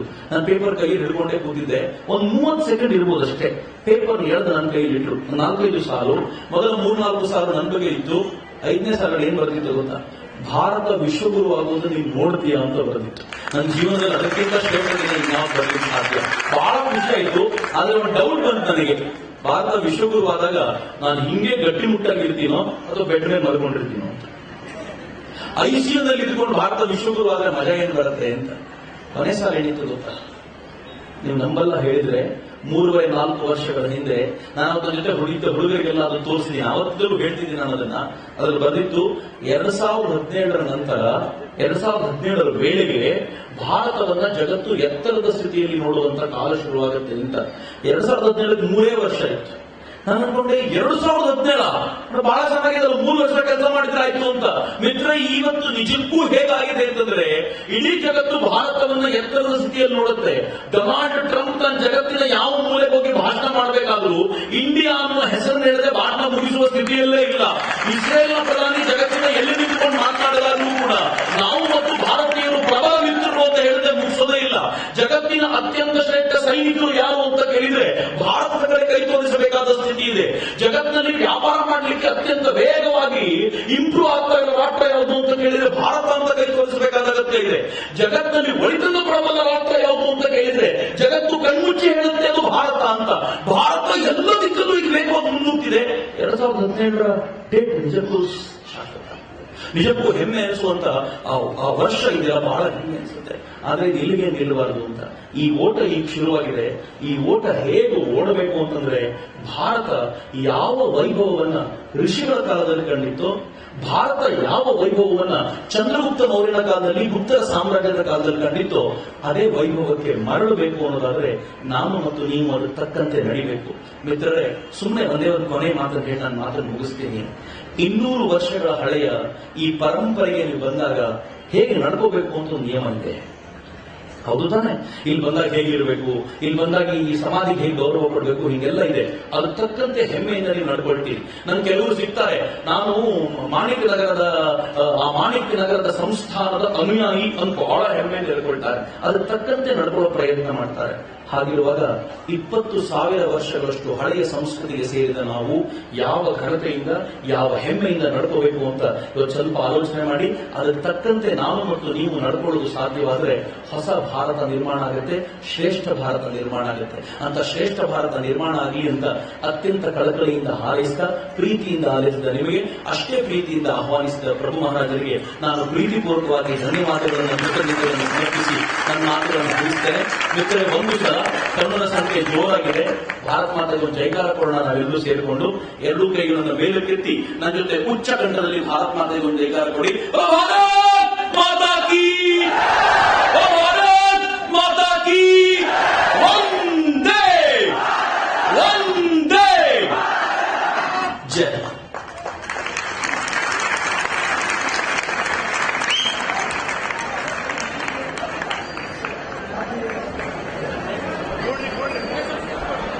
ಆತ್ಮೀಯರೇ, ಅತ್ಯಂತ ನಿರರ್ಗಳವಾಗಿ ಭೋರ್ಕರೆಯುವ ಜಲಪಾತದಂತೆ ತಮ್ಮ ಮಾತುಗಳಿಂದ ನಿಮ್ಮಲ್ಲಿರುವ ಉತ್ಸಾಹವನ್ನ ಇನ್ನಷ್ಟು ಇಬ್ಬರಿಗೊಳಿಸಿರುವಂತಹ, ನಮ್ಮ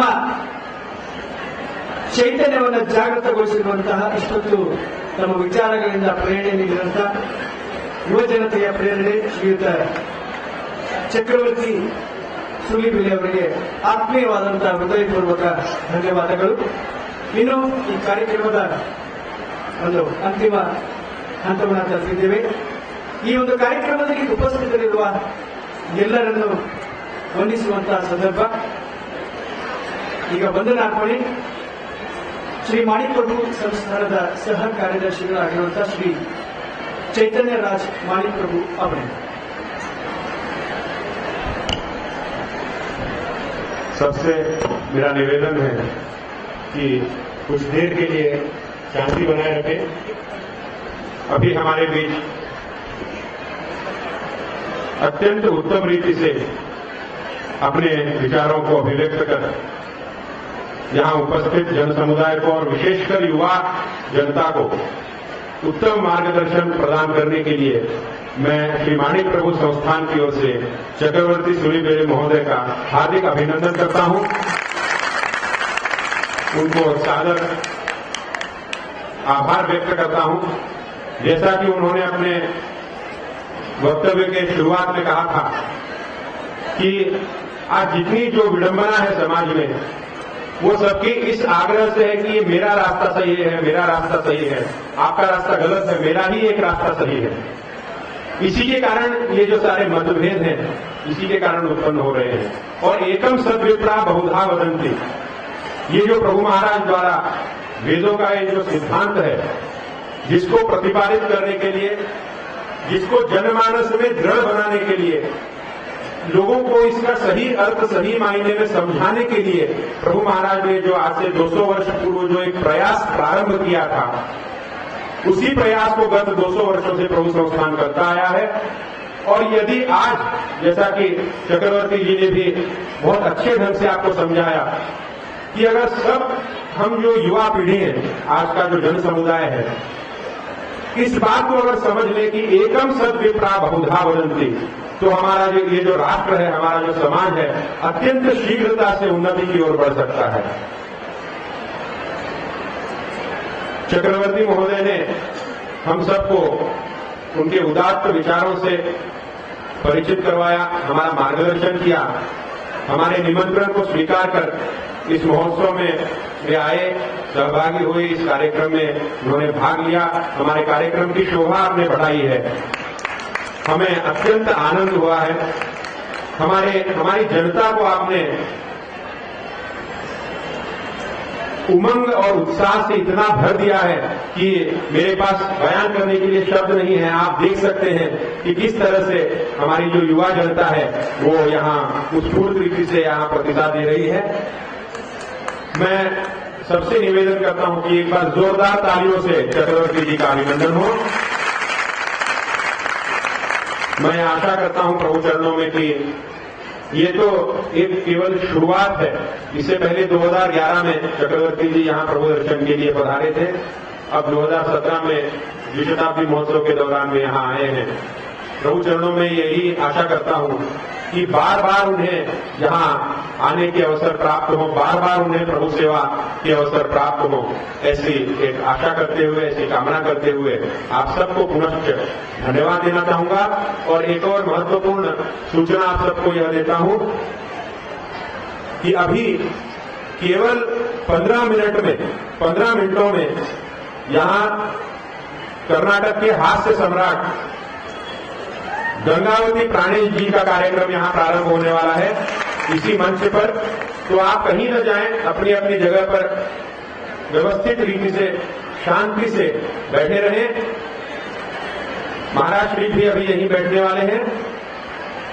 सभी भक्तजनों से निवेदन है कि अपनी अपनी जगह पर कृपया बैठे रहें। अभी चक्रवर्ती महोदय को महाराज श्री अपने कृपा प्रसाद से अनुग्रहित करेंगे। मैं उनसे निवेदन करता हूं कि श्री जी से प्रसाद प्राप्त करें, प्रभु महाराज के आशीर्वाद प्राप्त करें। और जनता से निवेदन करता हूं कि कृपया अपनी अपनी जगह पर बैठे रहें, कृपया खड़े न हो। अभी 15 से 20, केवल 20 मिनट में इस मंच पर श्री गंगावती प्राणेश जी, बसवराज महामणि जी और प्रहलाद जोशी जी आकर हमारा मनोरंजन करने वाले हैं। और हमारे वॉलेंटियर से निवेदन करता हूं कि यदि संभव हो तो पीछे की कुर्सियां निकालकर जमा कर रख दे, क्योंकि उससे और जगह हमें मिल सकती है और लोगों को बैठने के लिए जगह उपलब्ध हो सकती है।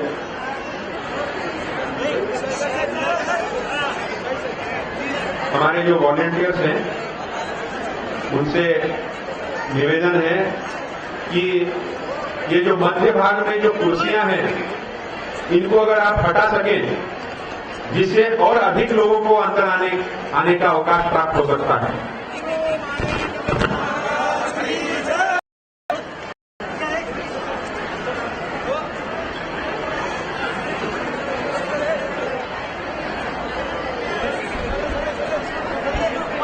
ಸರ್ವರಿಗೂ ವಂದನೆ ಸಲ್ಲಿಸಿದ ಸಂಸ್ಥಾನದ ಸಹ ಕಾರ್ಯದರ್ಶಿಗಳಾದ ಶ್ರೀ ಚೈತನ್ಯರಾಜ್ ಮಾಲಿಕರು ಅವರಿಗೆ ಆತ್ಮೀಯವಾದಂತಹ ಧನ್ಯವಾದ. ಆತ್ಮೀಯರೇ, ಸಂಗಾತಿಗಳೇ, ದಯವಿಟ್ಟು ಶಾಂತತೆಯನ್ನ ಕಾಪಾಡಿಕೊಳ್ಳಬೇಕು. ಇನ್ನು ಒಂದು ಸಣ್ಣ ವಿರಾಮದ ನಂತರ ಇಲ್ಲಿ ಒಂದು ವಿಶೇಷವಾದಂತಹ